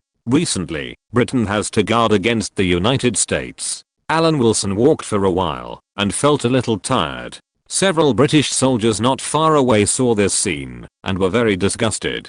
They were all British. You see, they can put a young German girl with fair skin and beautiful appearance, but they have nothing. There was a slight melancholy in the eyes of several British soldiers. They decided to save money in the next few days and try their luck on the black market of cigarettes to solve the rigid demand problem for German women who lack men. On the other hand, Isabella used all the skills she learned from school on this imperialist liaison officer to establish a long-term source of intelligence. Alan Wilson was thinking about whether to take advantage of the opportunity to enter the Trade Commission, to buy some goods in Bonn, and lay an egg in the future capital of the Federal Republic of Germany. Moreover, he was not only going to do this himself, but also going to drag all the civil servants who came to Germany into the water. As the saying goes, it is better to share happiness with others than to enjoy it alone. We need to build personal connections. Perhaps the backbone of British civil servants in 20 years will be these foreign-related civil servants who pulled Germany out of the quagmire of economic collapse. That night, Alan Wilson, who had fallen asleep, had his room door gently pushed open. A shadow crept in and got directly into the quilt. "What are you doing?" Alan Wilson suppressed his excitement and asked knowingly with a hint of disbelief. He couldn't believe that a beautiful woman would throw herself into his arms, and even his voice became sharp. "Alan, lead our family to a good life, and I will be yours in the future." Isabella Bokina twisted her slender waist, showing her inner beauty that others could not see in the dark room. "This is not good." While speaking, Alan Wilson grabbed the beautiful snake into his arms. There was only heavy breathing in the room. Isabella Bokina endured the pain and let the other party do it. This night was particularly long. After a long time, the room returned to peace. If you want to be a citizen of imperialism, you must be a citizen of imperialism. Alan Wilson, who got up in the morning, deeply felt the happiness of the US troops stationed in Japan. He used to think that it was a crime for American soldiers to zip up wherever they went. Now it seems that he still did not understand the essence of imperialism. "I'm not against imperialism, but I'm not an imperialist." He now has a deep understanding of this sentence. It feels so good to just pick up your pants and leave. Alan Wilson apologized verbally and said that he would go to the British Military Administration Committee in Bonn to say hello, so that the Herman family could live here without being disturbed, and then left the room. After Alan Wilson left, Anna tiptoed in and looked at Isabella Bokina, whose delicate body was hidden under the quilt, and called softly, "Bokina." Isabella Bokina sat up suddenly, ignoring the exposure of her upper body, and stared at her nominal sister, gritted her teeth and said, "What did school teach you?" Before she could finish her words, she felt a tingling pain in her lower body, and frowned slightly. "We have to pay attention to the nature of our work. I will post 2 chapters first tonight, and then continue writing when I get up." Chapter 124 Board of Trade Meeting. "I know, sister." Anna changed her address obediently and said with a complicated expression, "Does it have to be like this? Is there any other way? For us women, this weapon is the most effective." Isabella Bokina lowered her head and said, "At least he is an ideal partner, not old or ugly." Alan Wilson was successfully hit by the sugar-coated bullet, but he was in a very good mood, mainly because the murder weapon was stained with blood. Maybe this is the happiness of being in an imperialist country. It's a pity that it's still a little late. It would have been better if it was a few decades earlier. Bonn is located about 30 kilometers south of the German city of Cologne. In 1939, the population exceeded 100,000, which is roughly equivalent to a town in China in the 21st century. However, it is already a city in Europe, without the noise and crowded traffic that are common in those big cities. Now under the control of the British Army in Bonn, the entire Bonn is a rare paradise in Germany. It is also one of the very few cities in the British occupied area that has not been affected by the war. Just from this point, Alan Wilson slightly understands why Britain strongly advocated that the capital of the Federal Republic of Germany be established in Bonn. Unfortunately, Alan Wilson really didn't have any musical talent and couldn't get any inspiration from Beethoven's hometown, which the whole world thought was Austrian, but was actually German. He just went to the British headquarters in Bonn, handled a few passes and went back. Naturally, there was no scene of the 2 female spies facing each other. The acting skills of the spies were no less than those of senior actors. After seeing Alan Wilson coming back, Isabella Bokina's face was shy, and there was only endless charm in her eyes. The top students were extraordinary. As soon as they came out, they took down the informant of Me 6. I have obtained the passes for your family. If there is anything, you can go to the local garrison to solve it. Alan Wilson, who had just opened up the 8 meridians, was still thinking that he couldn't be greedy for others' bodies in vain, and took care of the family before going out to work. In fact, I can help you a lot.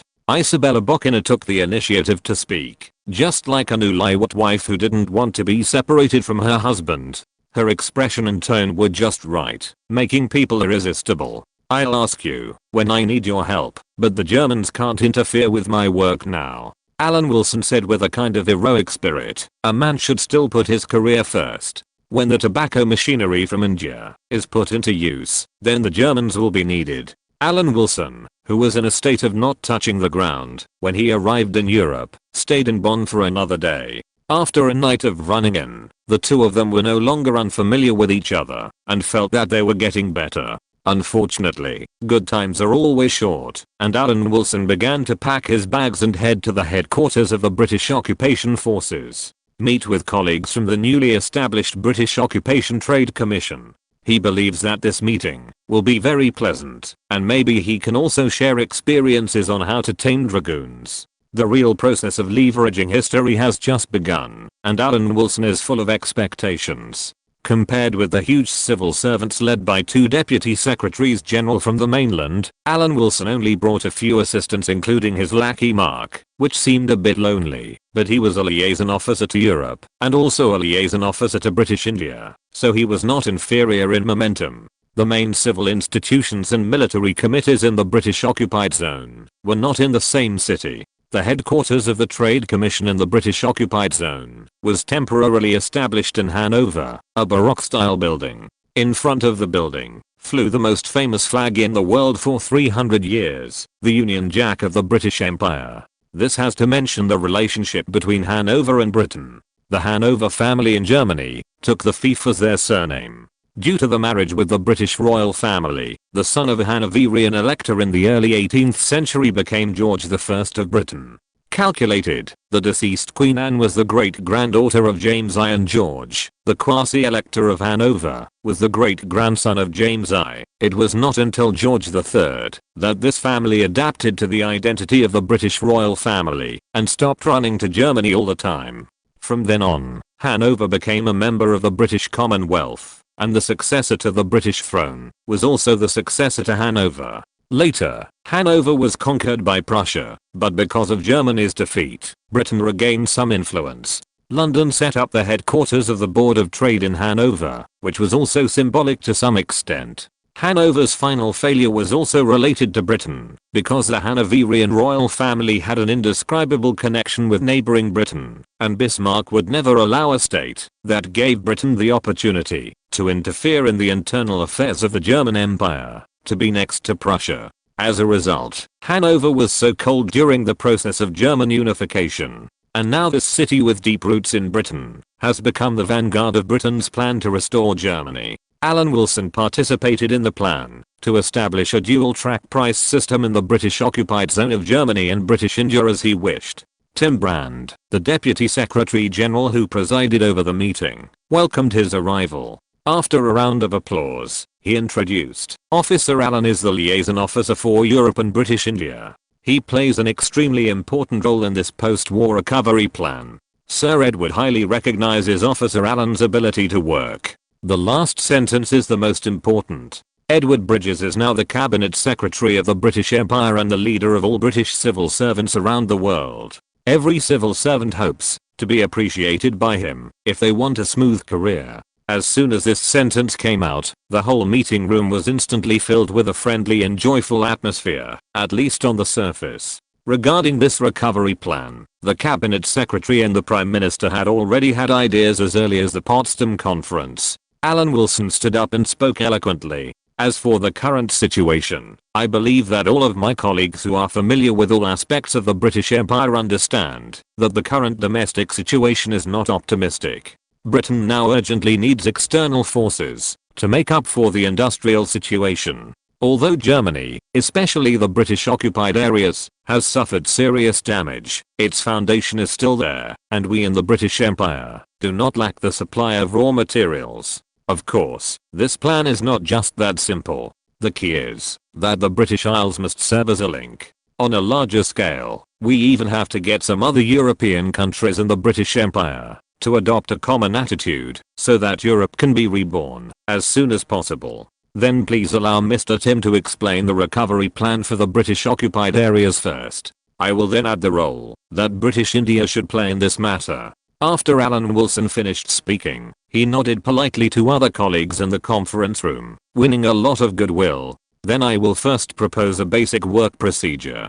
Tim Brand coughed lightly and was very satisfied with Alan Wilson's sensible performance, and then said, there are several ideas for the British occupation zone. First, allow people to discuss their own problems freely and generally begin to take some self-help measures. Second, eradicate the influence of Nazism, such as idleness, boredom, and fear of the future. Establish correct ideas and make people full of hope.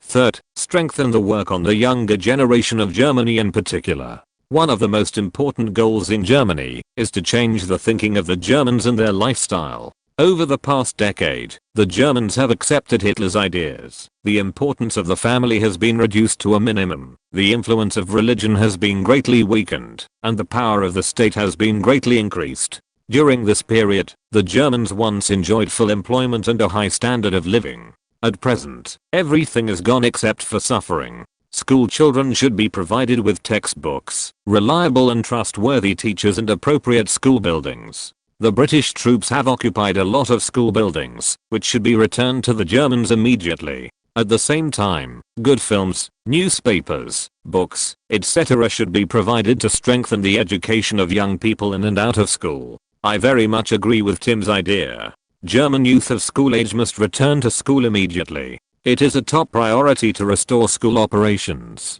Once German teenagers wander around in society for too long, they will only become an unstable factor. Their thinking is immature, and they are extremely easy to be influenced by anti-British ideas. Another Deputy Secretary General nodded in agreement, then looked at Alan Wilson and said, Liaison Officer Alan, what do you think? That's great. The most important thing is that this can reduce the unemployment rate from the surface data. We are wasting time on these German teenagers in school, which is also of great benefit to social security. Alan Wilson clenched his fists and said excitedly, by the time these students graduate, it will be a few years later. The most important thing is that they won't cause us trouble in a short period of time. Education is the grave of students. Ahem. Tim Brand coughed twice and said, Liaison Officer Alan's idea is very novel, but this is not our goal. This is a world of reconciliation. We should focus on the future and seek common ground while reserving differences.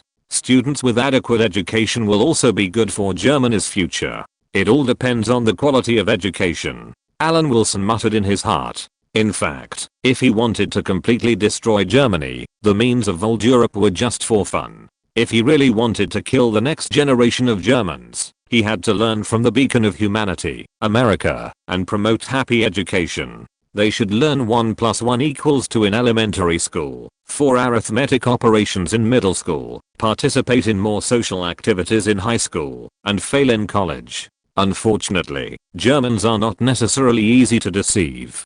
Decades later, Germany is one of the few countries in Europe that can still guarantee the quality of teaching, unlike the UK, which only has a few famous signs left. When it was Alan Wilson's turn to speak, he introduced the situation of British India, the dream place for civil servants to work. He also said that British India and Britain's post-war revival are closely related. Under the current situation in the UK, it is meaningful to establish a pricing transit station. Germans need jobs now, and British India needs good goods. This is good for everyone. Chapter 2. I will not update it for the time being, it's daytime. Chapter 125 Recruiting Nuclear Power, Seeking Monthly Ticket Subscription. For propaganda work, we must emphasize the traditional relationship between Hanover and Britain, and try to make German citizens in the British occupied zone understand that the British are here to help them, so as to reduce the Germans' hostility towards the occupying forces. This matter can drag other countries into the water. The French want to annex the Saar region, and the prisoners of war in the American Rhine camp have not been released yet. As for the Soviet Union, we can make up anything. and the Germans will believe it. Other countries are a mess, so the gentlemanly demeanor of the British Empire can be compared.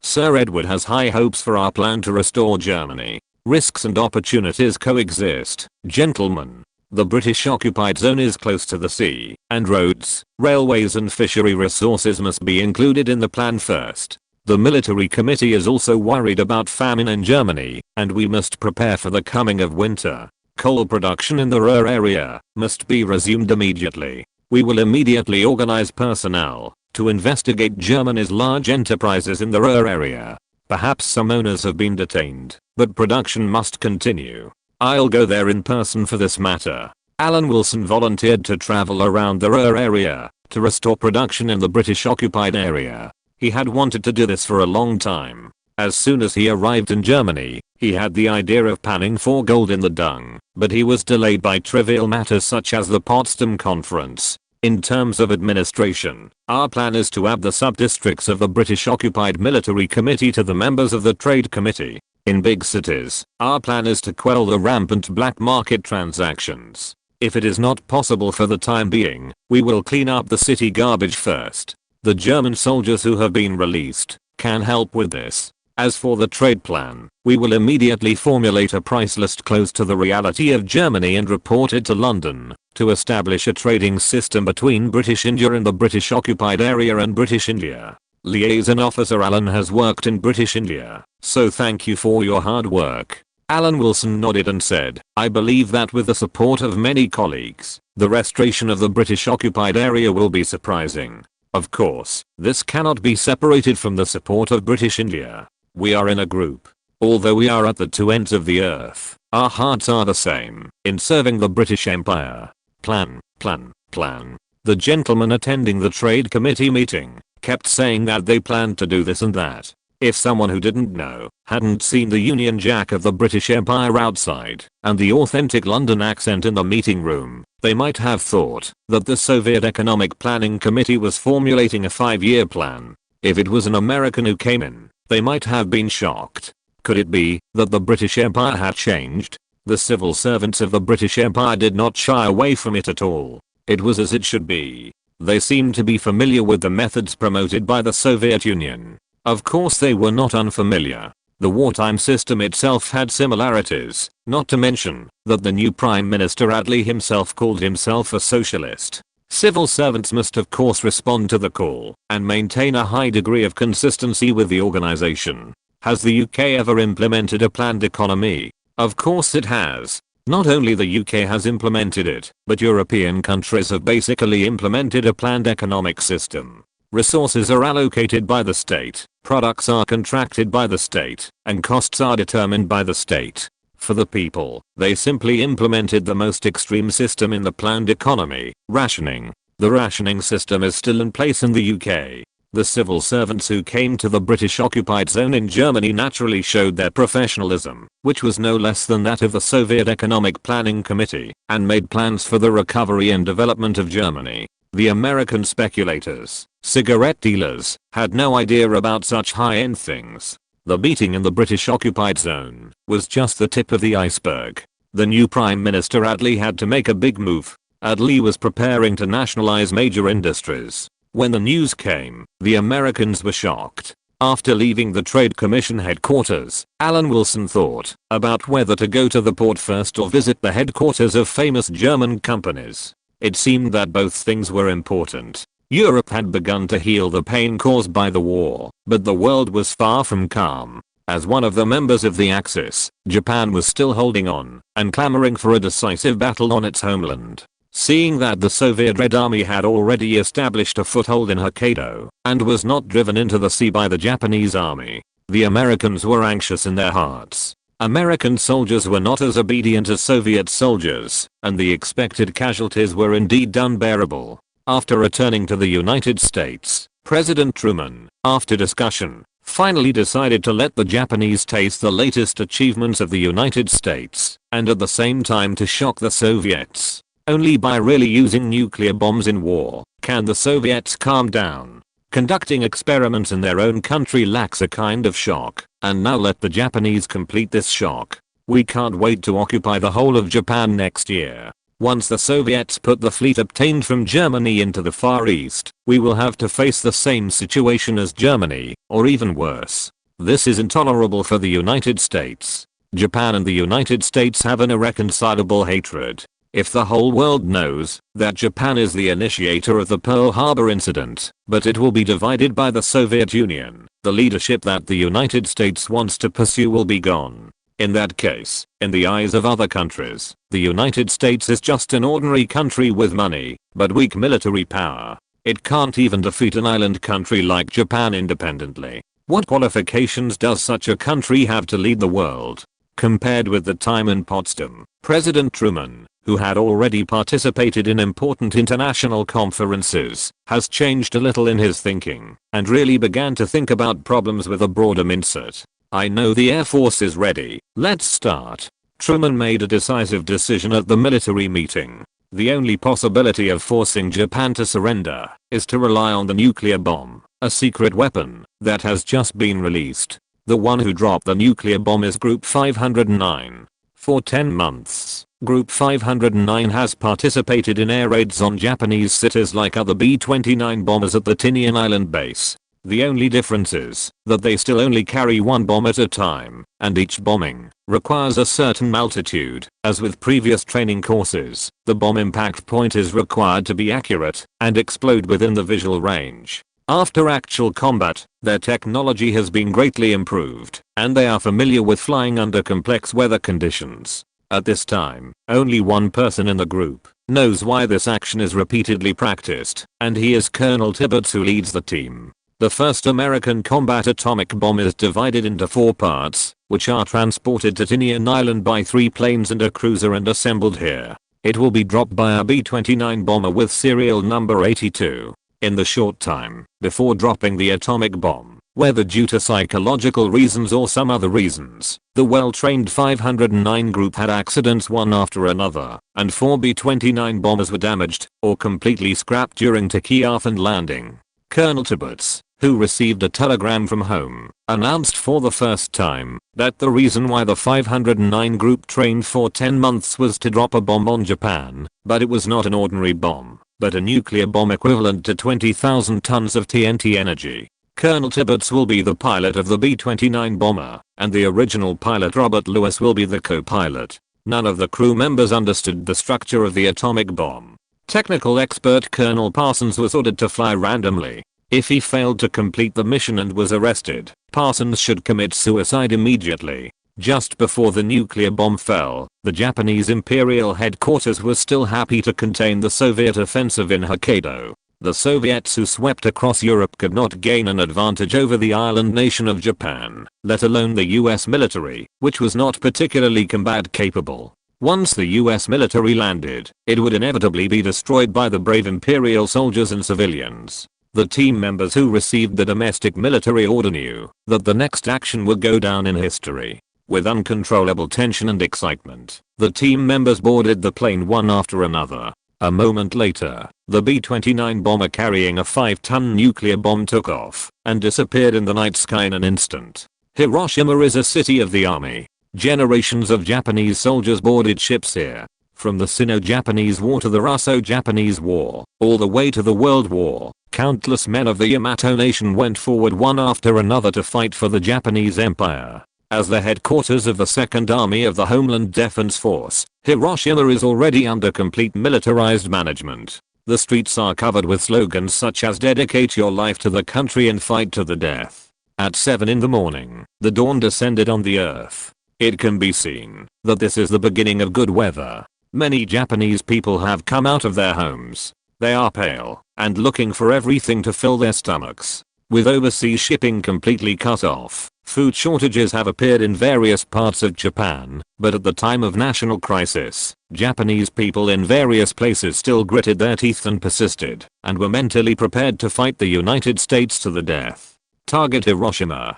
Colonel Tibbets said the name of the bombed city on the B-29 bomber. As the distance to the target got closer and closer, the 2 escorting planes could no longer move forward, and the rest of the journey belonged to the B-29 bomber named Inoue. At 8 in the morning, the Inoue was already close to Hiroshima. Colonel Tibbets ordered all crew members to wear aviation sunglasses to prevent their eyes from being burned by the intense light of the nuclear bomb. At 8:16 in the morning, the B-29 bomber Inoue opened its bomb bay over Hiroshima, and the little boy landed with a smile. Then the Inoue suddenly accelerated and evacuated Hiroshima at the fastest speed. A dazzling light appeared over Hiroshima, and countless Hiroshima residents looked up in confusion. This was the last time they would see light in their lives, and then there would be endless darkness. Even if they survived, their eyes would be permanently damaged. What followed was a violent shockwave, which was comparable to any earthquake in history. A huge mushroom cloud bloomed over Hiroshima.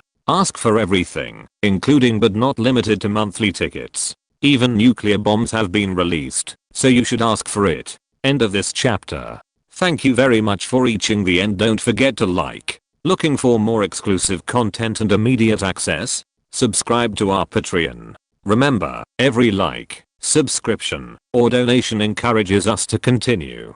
Thanks to everyone. See you in the next video.